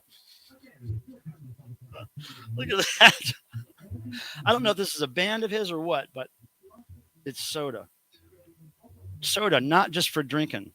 Copyright Soda PDX. So I don't know. Maybe that's a band. There it is. Bandcamp. Soda PDX Bandcamp. Yeah, that guy. He's really great energy. You got to go watch the little short Hyper Viper video I put up. Meeting him was really fun. I caught a chat thing. I was trying to follow back, but let me just make sure you caught Vinyl Gorilla Records said, I'm glad you brought up Dr. Detroit. I haven't watched that in 30 years. I'm going to watch that tonight. Brought up Dr. Detroit. That was just his comment. Oh, right on. Well, Dr. Detroit is really great. I love that song, right? And one of the coolest Devo collectibles I have, it's not really reachable right now, but it's a Dr. Detroit vinyl. It's called Dr. Detroit Audio Press Kit. And it's a silver vinyl box set. I think it's got 1 or 2 records in it, some photos from the movie and some press sheets and stuff. And basically it has like the Dr. Detroit track, and then it has an instrumental version of it, and then it has bumper track versions of it, like little snippets of it that they're supposed to play right before they do an interview segment. And it's got Devo interviews on it. It's one of the coolest things. I've only seen it maybe twice in my life, never in the wild, except for the one time I bought it. I've seen other fans have had it, but it's a really, if you're really into Dr. Detroit, try to find the Dr. Detroit Audio Press Kit. You will not be disappointed. And Mike, remember, I have the reel-to-reel press kit. Oh, it's on a 3-inch reel-to-reel, and it was the promo for the movie. Is it just? It's not the full press kit. It's just maybe a bumper track or something, or instrumental. What is it? You know, You never. I'm ashamed that I've never played it. Oh, okay. Well, it might be some crazy shit on there. Now, Devo does have a song called Satan on one of their albums. I had heard it many, many, many, many years ago on a cassette that Bob Casali let me hear. Rest in peace, Bob. And I had it in my kind of personal collection for many years. It's them doing the song Baby Doll, but with totally different words, and they called the song Satan. And finally got them to issue it as a bonus track on one of their, maybe it was Recombo DNA that they reissued. Anyway, finally got that thing out there. It's been something that I've shared with fans secretly for many years, but it finally got out there. Yeah, submit, obey. Yeah, they say that during the song. And I'm going to just jump in with a few. MX Valentina said, honestly, the set list is very well thought out. So yes, I do agree. And it's hard to stray from it. It really is. And Goo says, I dream to see hardcore Devo live, which everyone does, of course. Well, that was 2014, and it sold out everywhere, and it was a dream come true for me and the band. And Todd says, when is the cruise? Yeah, I know. Let's make it happen. Does Dove ever open for Devo? No, that would be another great thing. I've tried. That would be so great. I tried to convince them, but they kind of don't want to do double duty, and they wouldn't look the same in those Dove costumes. And Max the Hat says, bring pissing off the audience off back. Oh well, I don't know. They do a pretty good job of that sometimes. In other words, I think referencing to playing all the hits that the non-hardcore people are there. I like how Jerry ended the last Zoo show performance. The last thing he said before he left the stage was, "Save the animals from the humans." I was like, yeah, that was a good one. See, here's the weird thing. Around that zoo, I kept seeing all these promotional signs for the zoo saying, help save the animals, support the zoo. And I'm like, your attendance here means that we can buy supplies for the animals. And I'm like, that's not actually saving the animals. I'm not sure if that's considered saving. Well, or honestly, yes, it is. And we'll obviously agree to disagree. But it's supposed to educate people about those animals and what they need, etc. And those specimens are supposed to be specimens that could no longer live in the wild. Right. Well, I mean, I saw some pretty unhappy monkeys and big cats. I'm sure. And I want to jump on a few other things. Ed Warner, I did not know you were going into surgery. He says, greetings from the recovery room. Surgery went well today. Did he finally go through the change? I guess he did. I didn't know, Ed. Ed, I had no idea. I hope you're happy, Ed. Yeah, I hope you're okay. I hope you're doing well. Heal Hope up, you're doing all right, man. Take heal care. up quickly so we can hang again. Yeah. Get well, brother. And I'll be there in a couple weeks. Yep, he'll be down here. Wanted to mention, coming up in August, I don't have it in front of me, but late August, DEVO will be playing a show with My Chemical Romance. And I'm really excited about that. I don't know much about My Chemical Romance, but I'm excited because the singer is married to the bass player of MSI, Mindless Self-Indulgence, and I'm hoping she'll be there. And so I'm going to bring an did MSI. not know that. I'm really stoked to get to say hi. Because I know a lot of people were like, what the hell? That they did not think that match was good. Well, I mean, DEVO did this with Arcade Fire some years ago. I think they played. Yeah. And it really does expose DEVO to a whole new audience, like that doesn't have any idea who DEVO. And I think that's one of the reasons some of these bigger bands with younger generation get DEVO to open for them, because they think, our audience needs to know about DEVO. Really, I mean, there's no doubt about it, right? The only thing I have left on my list really is to open this mail. So after that, and so I'm gonna just jump in a few more things. Goose says, play Doghouse. Doghouse is a really good hardcore song. I'm gonna go get a beer. Tim, can you float? I can. Let's see here. I'm still going through the chats, guys. Everyone has chats. He's not going through the band, the chats. Everyone has been asking for a hardcore tour, and I'm ashamed to say that I missed it as well. And I have no excuse. But I don't know what they got planned. There's a lot of people that have been trying to ask them if they're going to be working on any new stuff, and to my knowledge, they really haven't yet. But I know Jerry's always up for it. What's that?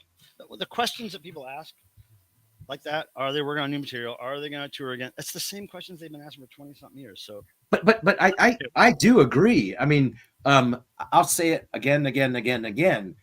Something for Everybody blew my mind. Like it blew my mind. I really didn't think that they had that in them. And now, after seeing them, in the recent, it's like, I think they got more. Goo is dropping all the hardcore hits here. Yeah. But I know why. I mean, they're great. Yeah, it was a really fun tour. I got to actually be on stage as part of the show. I'd bring them their costumes, like, hey guys, look what came in the mail, your new blue uniforms, and they get to take them out and wear them. And I kept the cardboard box. I used the same cardboard box to bring them their suits the whole tour, so I kept it. Hey, yeah. Max the Hat said, I draw the line at Doghouse. You've lost my support, Goo. I love that stuff. You can hear them laughing in the background.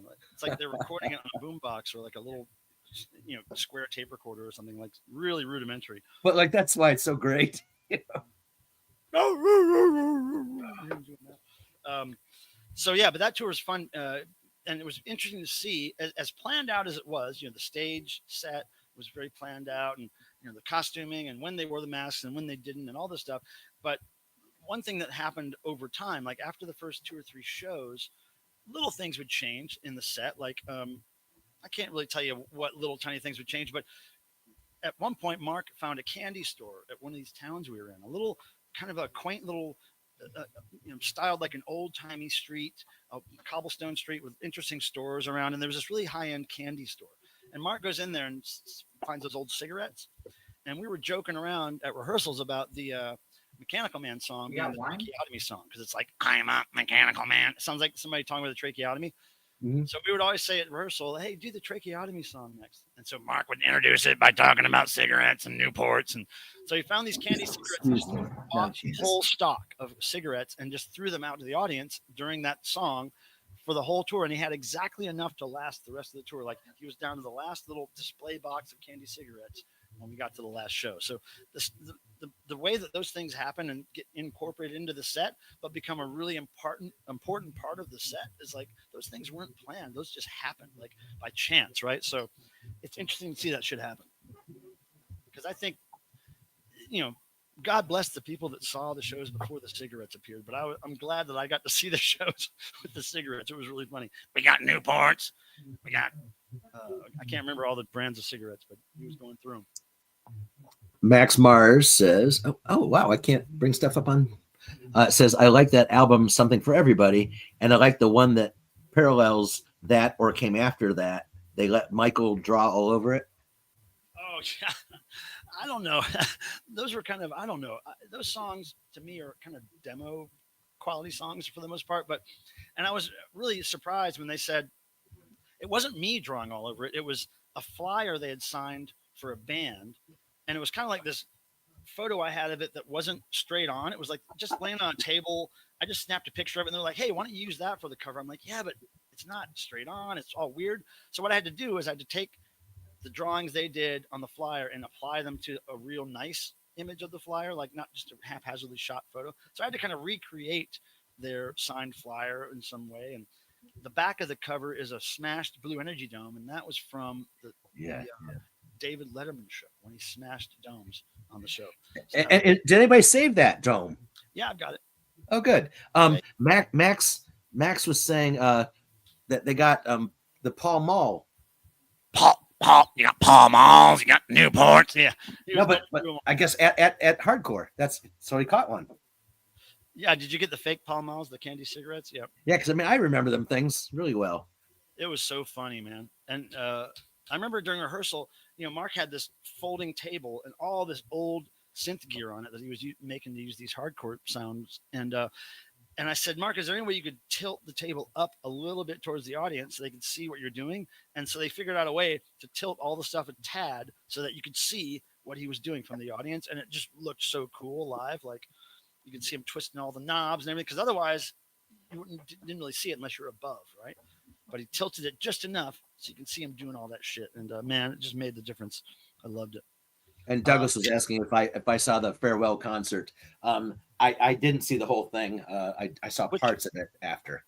Oh, Ozzy farewell. No, I didn't see it. I figured I saw Ozzy during kind of the golden era. I saw hell yeah, Bark at the Moon, and I think No Rest for the Wicked tours, and those were gold. And I never saw him after that because I just didn't want to.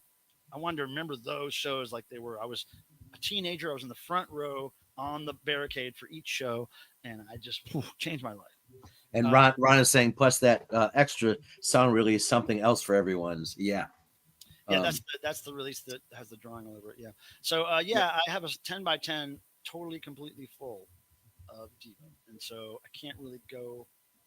I don't know where to go elsewhere. Like, I don't know what I'm going to do when that 10 by 10 cannot fit one more shoe or one more. And Goo, he's talking about what you're asking because it is so jam packed. And like he used to have some of his personal things in there. And I think he's like phased most of that out. Yeah. And we just this last time, I thought the last time I was down like there like a year ago that we organized the whole thing. And holy it was bad. No, it wasn't a year ago. A year ago was not too long ago. Yeah, I know. Boots, that's a good song. I love Knock Boots Run. So anyway, I'm going to open this mail I got from my friend Sean Leonard. Sean, Tim. Absolutely. And it's got this on it. Sports. I know what this is. He hit me to it, and I said, please get me one of those. So I sent him some money, and he got me one of these. It is something for the archives. And Zuna says DEVO should do a total Smooth Noodle Maps concert as their last thing. And I don't know about last, but yeah, I agree. That would be too deep dive for most people. Look, it would, but it got so much attention after it bombed. It's one of those sporty frisbee discs. Sporty, come on now. Rip it. It's the competitive. Yeah. The sport, the disc sport. What do they call it? Disc golf. Disc golf. Yeah. Yeah. So it's because Michael has done it. So I have to send a picture of this to the lawyer now. That's cool. Cease and desist. Yeah, but it's nice. I've never owned a real nice. I can't play with this one obviously, but I like playing that disc golf every now and then. Yeah, but I need to get one of those before you make that call. There's different colors too. I just need one. Yeah, it's pretty cool. I do not collect like I used to. Oh man, I love burgers. Oh yeah. Hey Ben, what's up? Now Ben is one of the people I got to see in California, in the San Francisco, Oakland area. I haven't seen him in years. Good to see you, buddy. It was really cool. So I think everybody wants to come see the storage area. Well, there's not much to see. I mean, actually, there is, everybody. It's tubs and boxes, but there's some things in those tubs and boxes that you've never seen, like stuff that was supposed to happen and didn't, and like there's some cool stuff in there. So, and once again, I'm just gonna yell out, thank you all for the thumbs up. As Michael always says, you guys just have no idea how much it helps his channel. So thank you for the thumbs. And no, I didn't run a gorilla because I don't have any practice in that area. Do a Patwang tour. Ha! You know about Patwang? Oh, these kids dig deep into DEVO. They dig deep. Hell yeah. Isn't Michael's storage area unfit for YT? Unfit for who? YT. What's YT? Oh, YouTube. Yeah. Now you couldn't. No, that storage space. Internet would be crazy. You know, it's all cement and metal walls and stuff. Internet is not going to be good in there. No, not for a live, but we could do a video. Oh, my storage space has been on video before, I think, years ago. No, I don't. You know, it's messy. I don't think, Mike. We've taken some movies, but I don't think you've ever done anything with it. No, it's crazy. I don't want to show. It's not.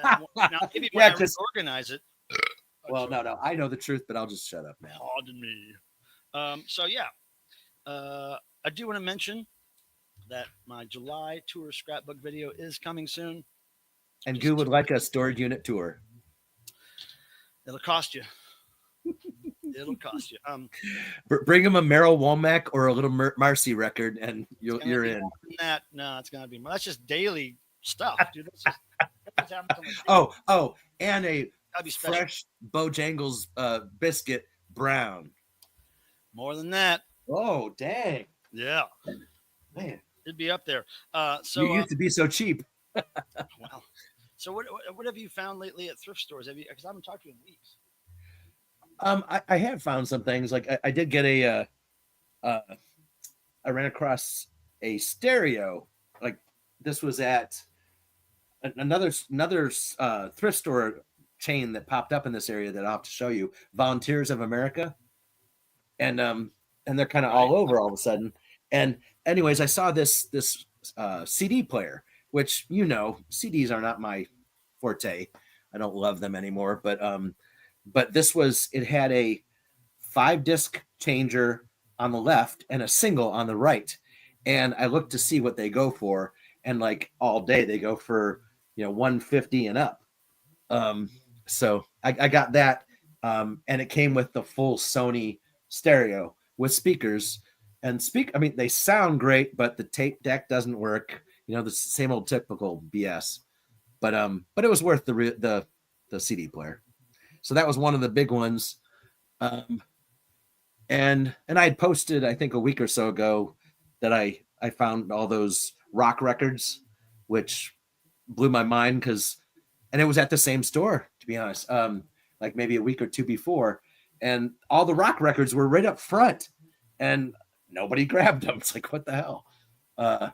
So that was unbelievable. And we're talking, Led Zeppelin, let's see, Aerosmith, the bootleg, double bootleg live. It was some rare records. It was even a Beatles 65.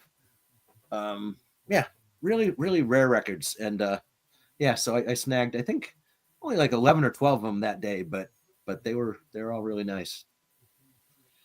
That's cool. Yeah, you've been finding some good stuff. Have you sold any of that stuff yet? Yeah, the remember and I don't think I showed a picture of the ones I got maybe 2 weeks prior at a garage sale right on my cul-de-sac. I got 29 albums and they were 80s rock. And I've sold and we're talking, maybe that was 3 weeks ago. of 29. I probably have 3 or 4 left. Hey, Zuna says, Tim, remember that time you said you would give me the Oingo Boingo EP? I absolutely do. And I've talked to Mike about it because I was so frustrated because I couldn't find any of my Oingo Boingo. It's a long story, but my records, and he's always saying, like, bring them up. But I have too many records, so I have like huge bins downstairs. So I'll bring some records up to play, and then when they need to go back down, I'll put them in a box, and they don't necessarily get filed right away. And I've been digging through them like crazy to find that for you. And no, I have not forgotten, and it is yours. And irregardless, I told him if I don't find it, at a certain point, I'm just getting one. So yeah, you got it, girl, because I want that for you. All right, so I'm going to post just a couple links that I meant to post earlier when I was talking about these bands, just in case you're interested to see what Prison Affair is about. I just posted there. Oh, and Goo is saying Emery's wearing his Macula Dog shirt. That's awesome. Give him a thumbs up on that. Yep.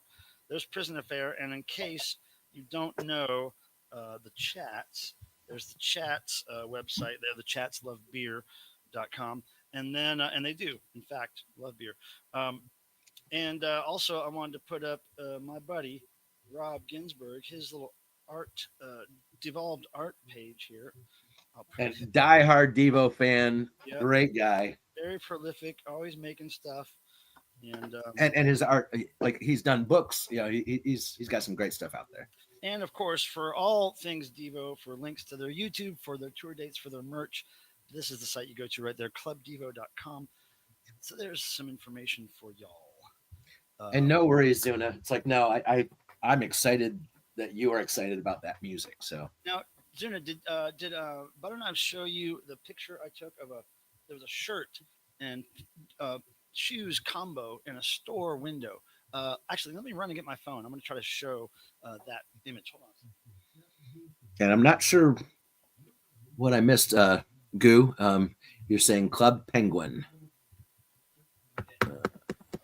Let's see. And Ed Warner says, I have the Last American Virgin soundtrack on vinyl that has a rare Oingo Boingo song on it. Oh, yeah. I can't remember the name of it, but I know what you're talking about. Okay, hold on. I walked by this store randomly, and I saw something that I was like, oh, shit. This is like so Zuna and Butterknives here. Just got to find it. Hold on. A lot of pictures, a lot of traveling. Hold on. But when you see it, you're going to agree. And you probably already know what it is. Oh, yeah, she did show me. Yeah, I'm going to show everybody else because I know this is like, the person I was with wasn't really into it, but I was like freaking out. Like, oh my God, don't you know what this is? And Goo and somebody else had mentioned, can Macula Dog open for Devo? Well, you know, they're friends with Devo now. So if anybody could, it would be them. But Devo doesn't typically get opening bands.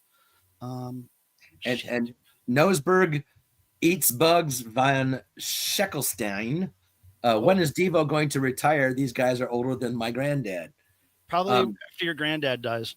I was going to say, your granddad's pretty young. Wow. Because mine died a long time ago. I think we're getting close here. Hold on a second. And nah, the dog doesn't hate Devo. The dog is trying to sing. Like you're missing the point. They're trying to communicate with you. Because don't forget, you're the devolved one. Here it is. Okay. So I walk up to this storefront window. Okay, hold on.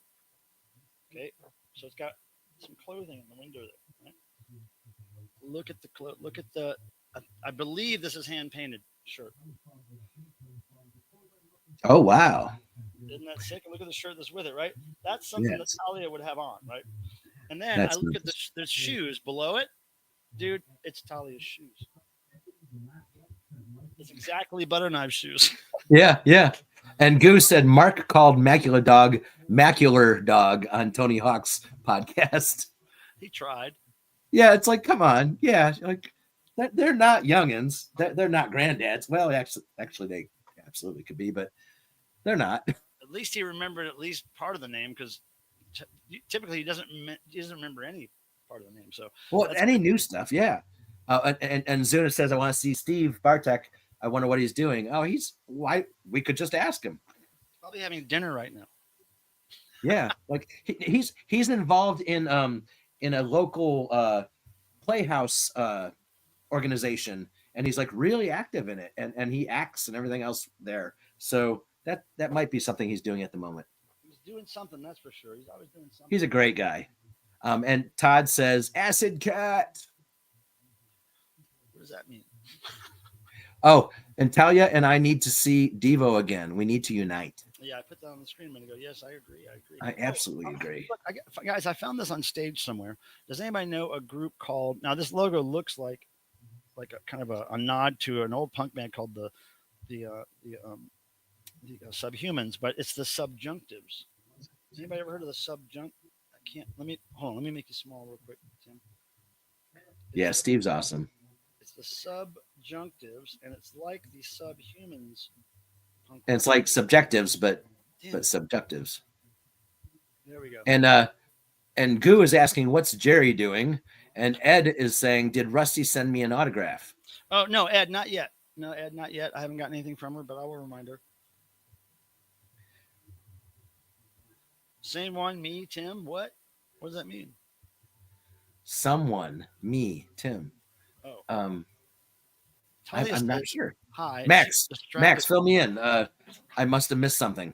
Look at this. Here's what you missed. Talia got says hi. She got distracted during Devo. That's a great distraction. That's a great distraction. And Goo says hi to Talia. Oh, everybody's just a happy family here. I swear. It's true. And he does swear. I've heard it. Oh, I swear. Especially when I'm not. Instead of totally retiring, I'm hoping that Devo will appoint other younger devotees to carry on their legend. I don't know. Well, Devo 2.0. And by the way, it's been done. I saw Nicole at one of the Seattle, at the Portland show. And Rad Uncle is on now saying hi. She's really cool. Hi, Rad Uncle. Did you go poo? Hope everything came out all right. I hope yours was a little bit of a struggle. Ed, I will be there from the 13th to the 19th. What's that? Ed was asking when I'll be there. Wait, that's not the date you gave me, is it? Yes. Oh, he always loses his thing, you know? Red Uncle, you don't even want to say hi to him. He always loses his thing. I can't find my thing. Oh, well, I'll check it later. But yeah, something like that. Yeah, it's exactly like that. Okay, cool. I'm down. Yeah, that's when it'll be, Ed. So we'll try to have the giveaway then. And I think when you see the prizes, you guys, you're going to be really happy about it. And I don't know if anybody's in West Virginia on here, but I think I told you, Mike, I'm going to be going to my cabin in West Virginia on the 11th. So Cool. anybody want to hang out in that area? Where is that? It is in, oh golly, I'd call it southeastern West Virginia. Oh my God, we just need one more thumbs up to have Riverton, West Virginia. as many likes. Spruce Knob, Seneca Rocks. So Tim. Yes, sir. I've been drinking a bit. I got to go use the bathroom. Okay, get her done. Here you go. I'm going to switch you over here. Don't have too much fun. Now, can you just, within arm's reach, do you have something music related that you can show people and tell a really good, too long story about while I go? Well, I mean, I'd have to stand up to get something. Hey, Todd says he's 6 miles away from West Virginia. Yeah, but like what part? I thought you were closer to me now. There's no pooping happening right now. I'm just grabbing some of these things. Literally gonna pee and see. I think I heard Cricket do something over there by her food bowl, and I just want to make sure she's not. All right, I just grabbed. But yeah, I'm gonna go pee. I just grabbed miscellaneous. Tim Nolan at your service. Cool. Yeah, I was just looking at that. Can't remember. Yeah, I guess I did show a lot of these already, but like Mike Pilmer, like he collects. These are Little Marcy records. It's crazy stuff. I can't listen to this stuff. He's insane, but y'all know that. And like all his oddball religious records. That's it. And this is the dude, Merrill.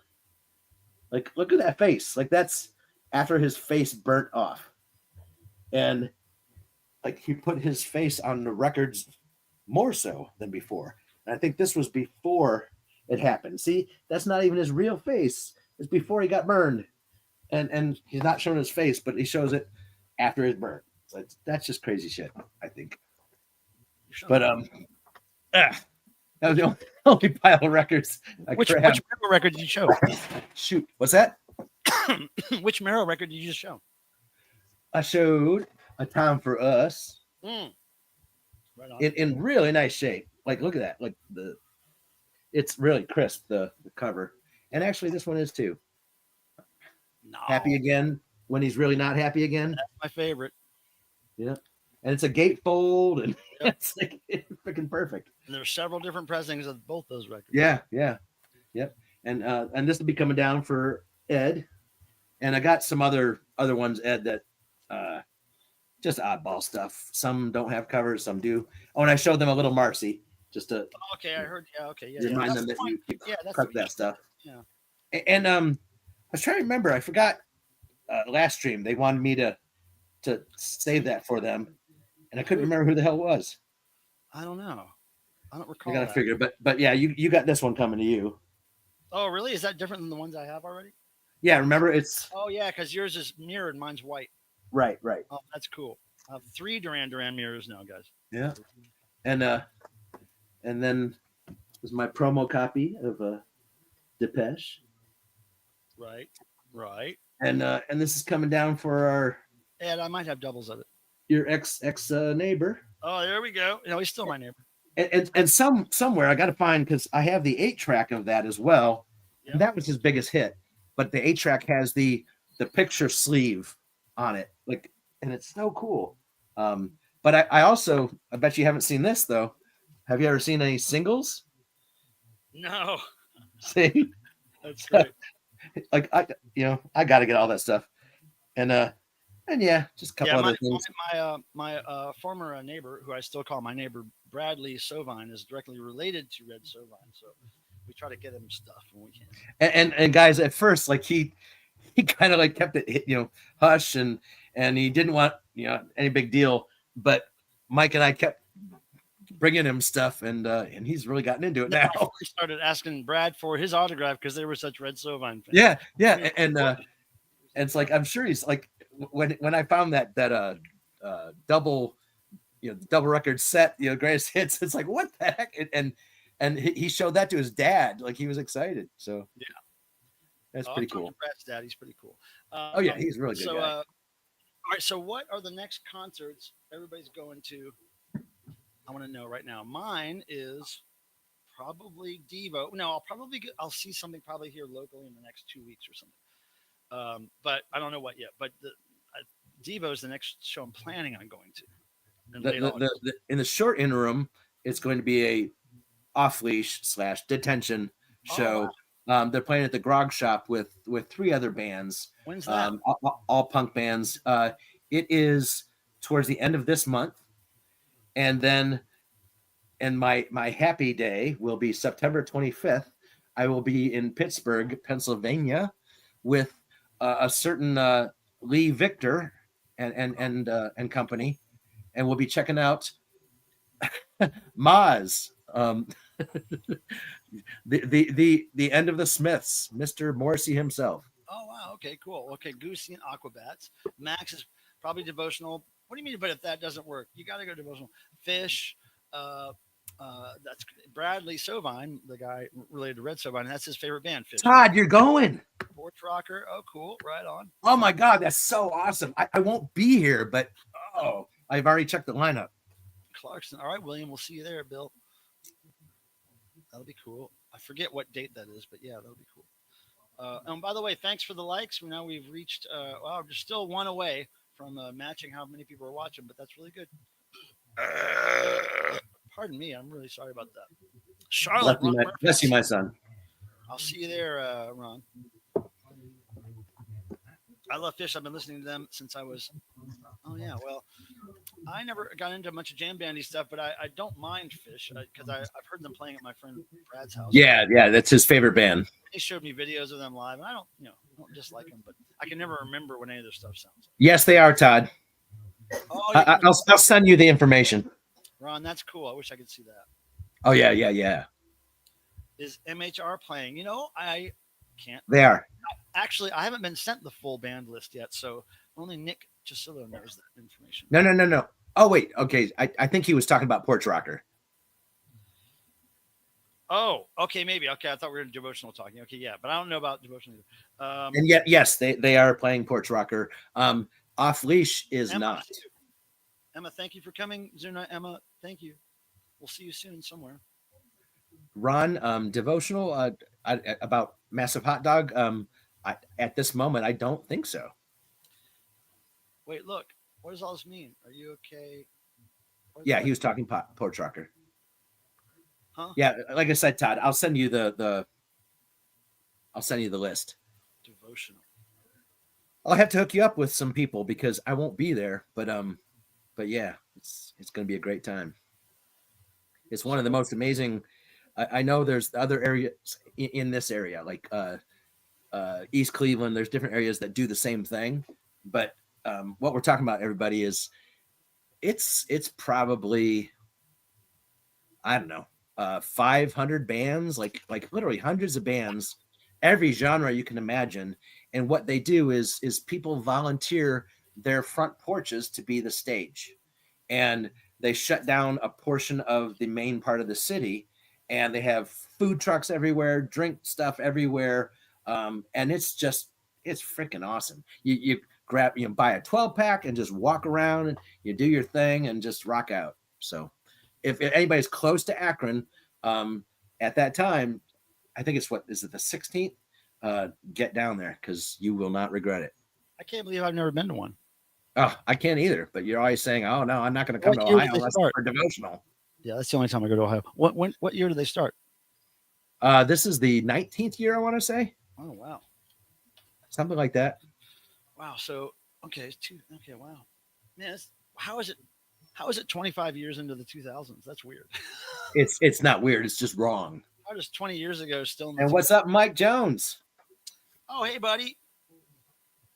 Thanks for your great party. That was really fun. I was so sorry. I missed it, man.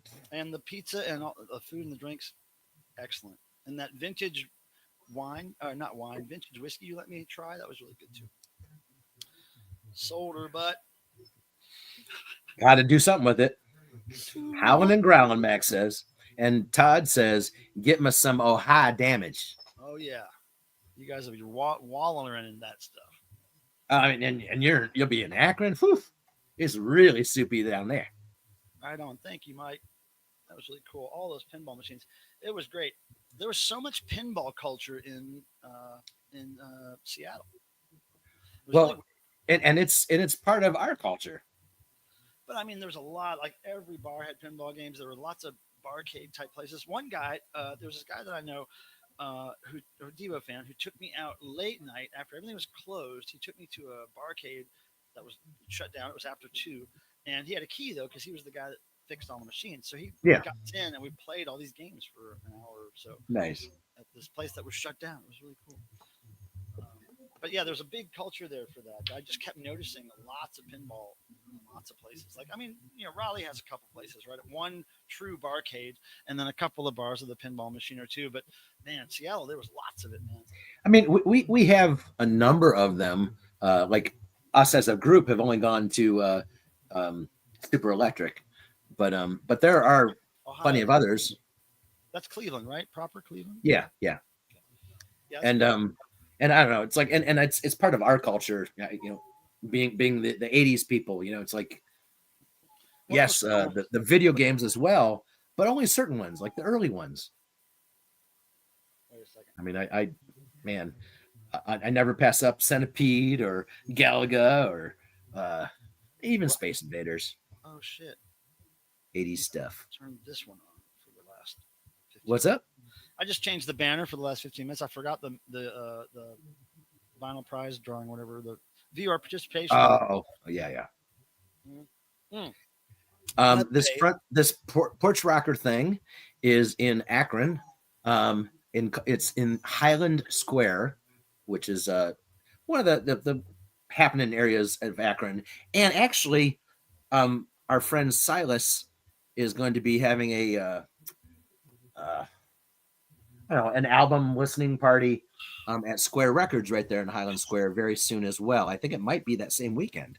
But anyways, it's in Akron, Highland Square, Akron, and it covers probably 8 square blocks, and like you just walk from you've got your brochure, the program that tells you what porch number you're going to, and that's what you do. And it's separated by genres. Every genre is represented. It's really amazing. I wonder if Highland Square is where Devo had their first rubber stamp shop, Mark and Jerry. It was some square in Akron.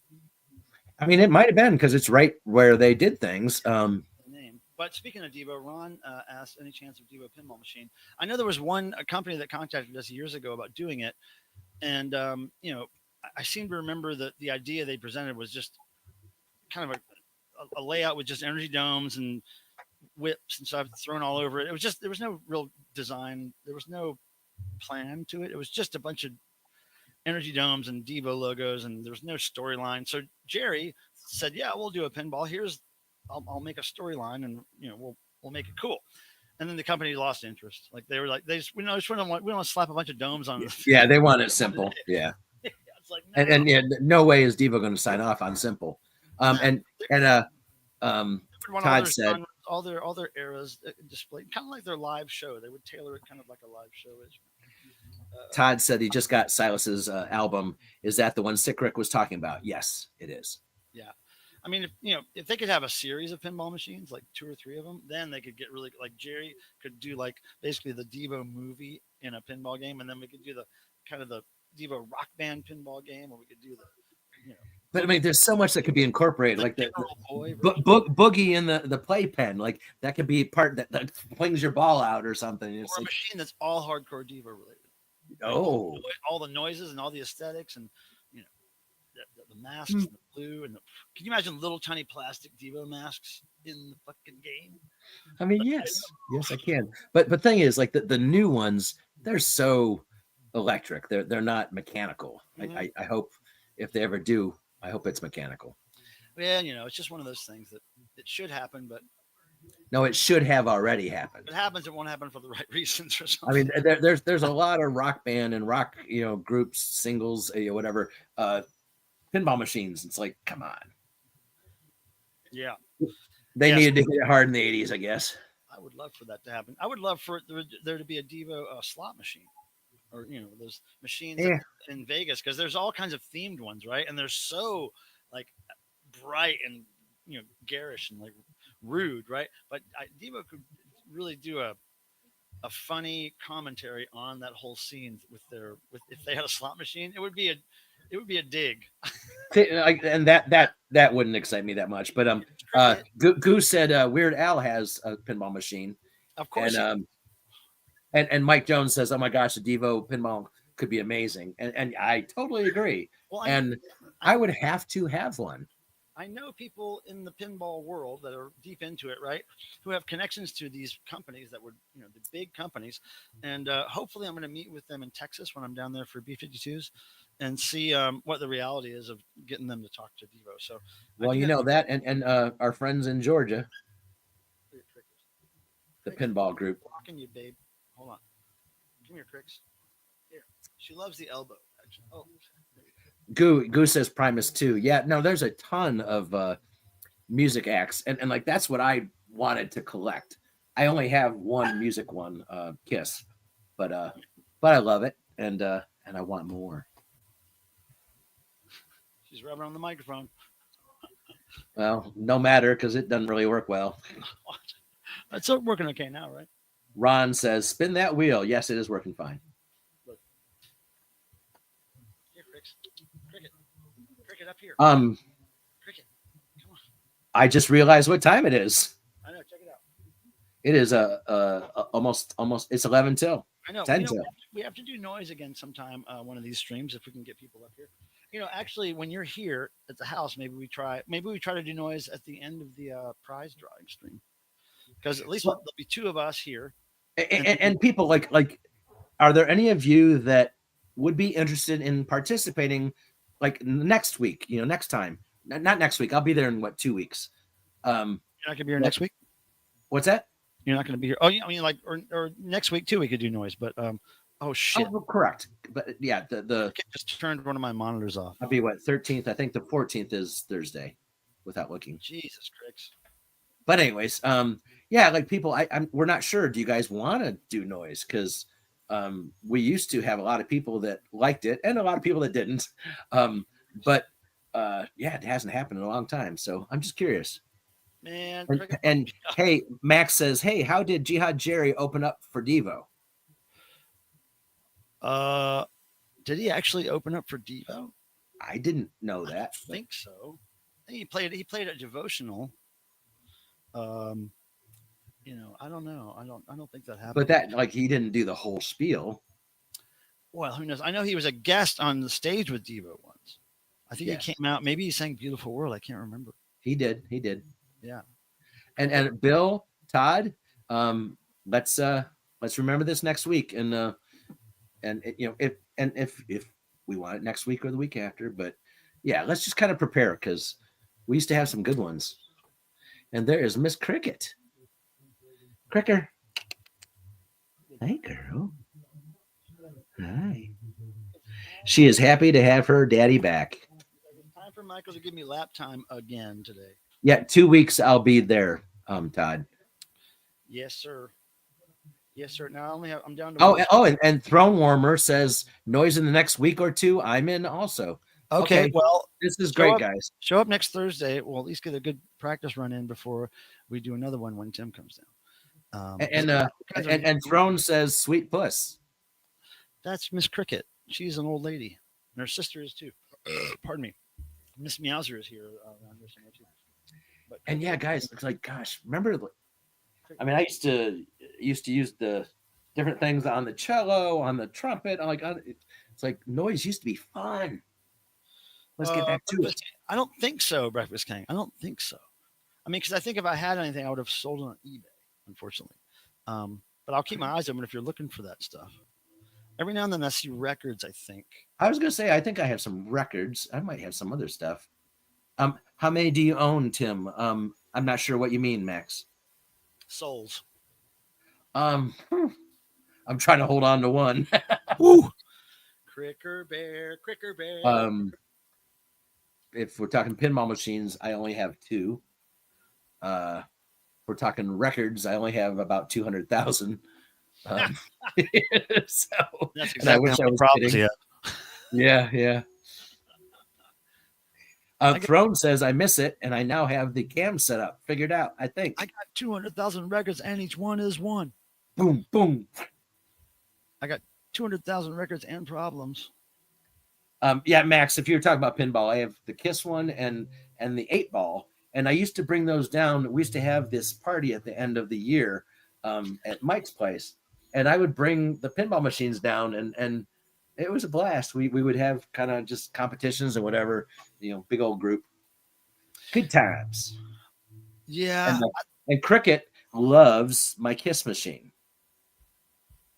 She had found a perfect spot on top of the head unit. Yep. And it was high up, and she didn't care. She loved it. She wasn't bothered about the lights happening under. No. She could handle the sound, but as long as the sound wasn't clicking and clacking, she would sit on the table or the pinball, whatever. Yeah, but yeah, it was cool. So yeah, Seattle was pinball capital Melbourne, Australia was the biggest pinball barcade I've ever been in. It's called Netherworld, and fantastic. So there's a lot of pinball culture in Melbourne, but Seattle, man, I don't know. It just struck me as a lot of fucking pinball up in that town. Well, I like it.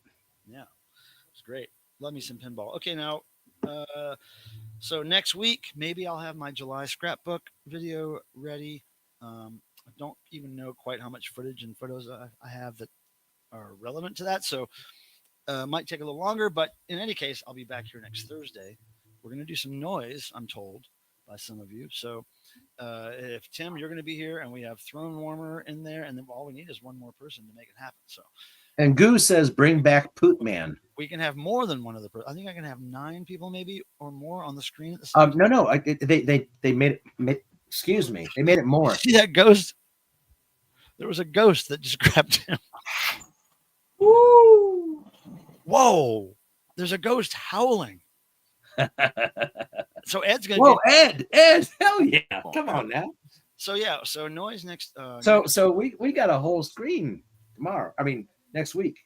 Yeah, and we'll even get. And Reg says he can do some noise. Hail Bear will be like back. That'll be so great. Like maybe the devil will make an appearance. Hail Bear will be there. I'll tell you guys. Like I don't know. It's been a long time, but we did some back when that I listened to after. Like I replayed the, and it was killer. Like sometimes it just freaking clicks, and it was really good. I predict that one day that will be on vinyl. Some of that stuff. Some of those live noise streams we did a long time ago. Yeah. I can make some noise, says Reg. Okay, look. So we got Bloor in. Probably Jeff will do it. I gotta turn this shit off. Excuse me. Yeah, I'm gonna get copyright scracking, skickly ka. So yeah, noise sounds good next week. I'm down. I haven't done it in a long time. Who knows what's gonna happen with this microphone, but it looks like it's working as is, as long as I put the noise right up here to do it. I'm gonna figure this out one day, maybe. Actually, it's kind of like a brand now. Me having problems with the microphone. I don't know if I can let it go. Oh wait, I'm gonna unmute you, Tim. Okay, cool. Yeah, so Throne Warmer could easily be put on Bandcamp. Well, we don't want to do all that yet. We have to make it sure it's a physical media first. That's the most important thing. That at least a portion of that stuff gets on physical media. Wait, Jeff, you had 9? 9 what? I think pinball machines. Look at this. J is back upside down. I love that. Very cool. That just happened tonight. I think it just happened tonight, Jeff, didn't it? Yeah, I didn't notice until just now. That had to just happen tonight, Jeff. Dang, that's cool because I'm a sucker for Bally's. I got used to them, so those are the ones I prefer. But he just likes a good old John. I'm a sucker for mini toilets. He's a sucker for toilets. Period. Just send him toilets. I don't know why. But 9 for noise one time. Oh, I got you. Right. No, not Williams, Todd. No, they were so problematic. What are you guys talking about? Ed says, "Gotta go. Drugs kicking in. See y'all soon."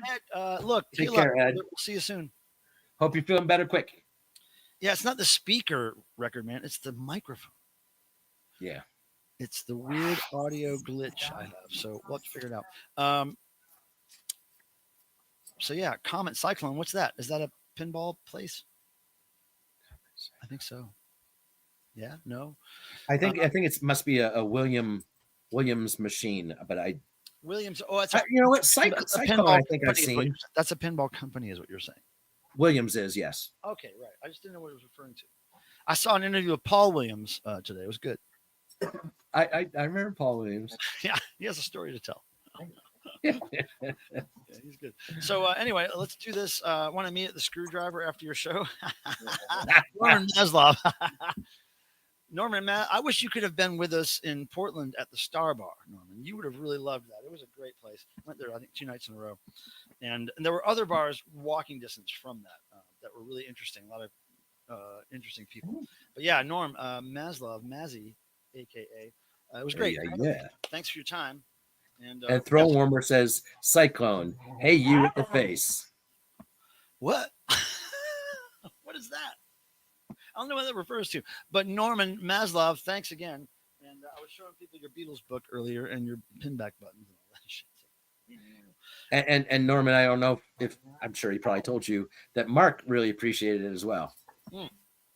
Yeah, Mazy, if you look at the stream earlier, say that Mark looked at it and commented on it. So if you didn't see it earlier, you should go rewind and look for the place where I show your book. Because I gave it to Mark to read because he's a big Beatles fan. So, but he's a tough cookie to sell, and he liked it. So you did well. It was a fun week. I just got here. Yeah, so just rewind a little bit. tomorrow or next day or whatever, and just because it's better that you see it when I tell it the first time. Yeah, pumping vinyl. I remember what you said today. Oh, here we go. It's the old he said thing, or is it Mazy? Yeah. So hey, pumping vinyl, you should come out with us to the Screwdriver sometime. Hey, Micah Pilmer, what time is it? Yeah, I'm getting ready to go right now. We're gonna say, Tim, I'll check you later. My time schedule's all fucked up, so I'm gonna go to sleep. Hey, take care, everybody. It was great seeing you tonight, and hope to catch you next time. And we'll be doing the noise. So thank you all for stepping up, and look forward to seeing you then. I'll call you this weekend, Tim. Cool. All right. Bye. See you, buddy. So yeah, fun hanging while digitally doodling. Hey, thanks, Throne Warmer. I'll see you for noise. See you guys. Yeah. Happy day. Thanks for coming. Thursday therapy. The beer makes me belch. May the rock and roll gods bless you as they bless me and Cricket and a lot of my friends. And sorry for the microphone problems. And I will be back next Thursday with the same microphone problems, I'm sure. Possibly worse. But we'll see you there. Remember, the last person to comment in the chat gets an entry into the drawing that's going to happen next month when my friend Tim is in town, and we're going to give away some cool stuff to at least a couple of people. So see you then. I'm going to end with showing you a Super Chat Charlie koozie, which could be yours if you win next month's drawing. Here we go. Doot, doot, doot, doot, doot, doot. See you guys later. Thank you for being here. Really appreciate it. Yes, I do. And so does Charlie. Dun, dun, dun, dun, dun, dun, dun, dun, dun, dun.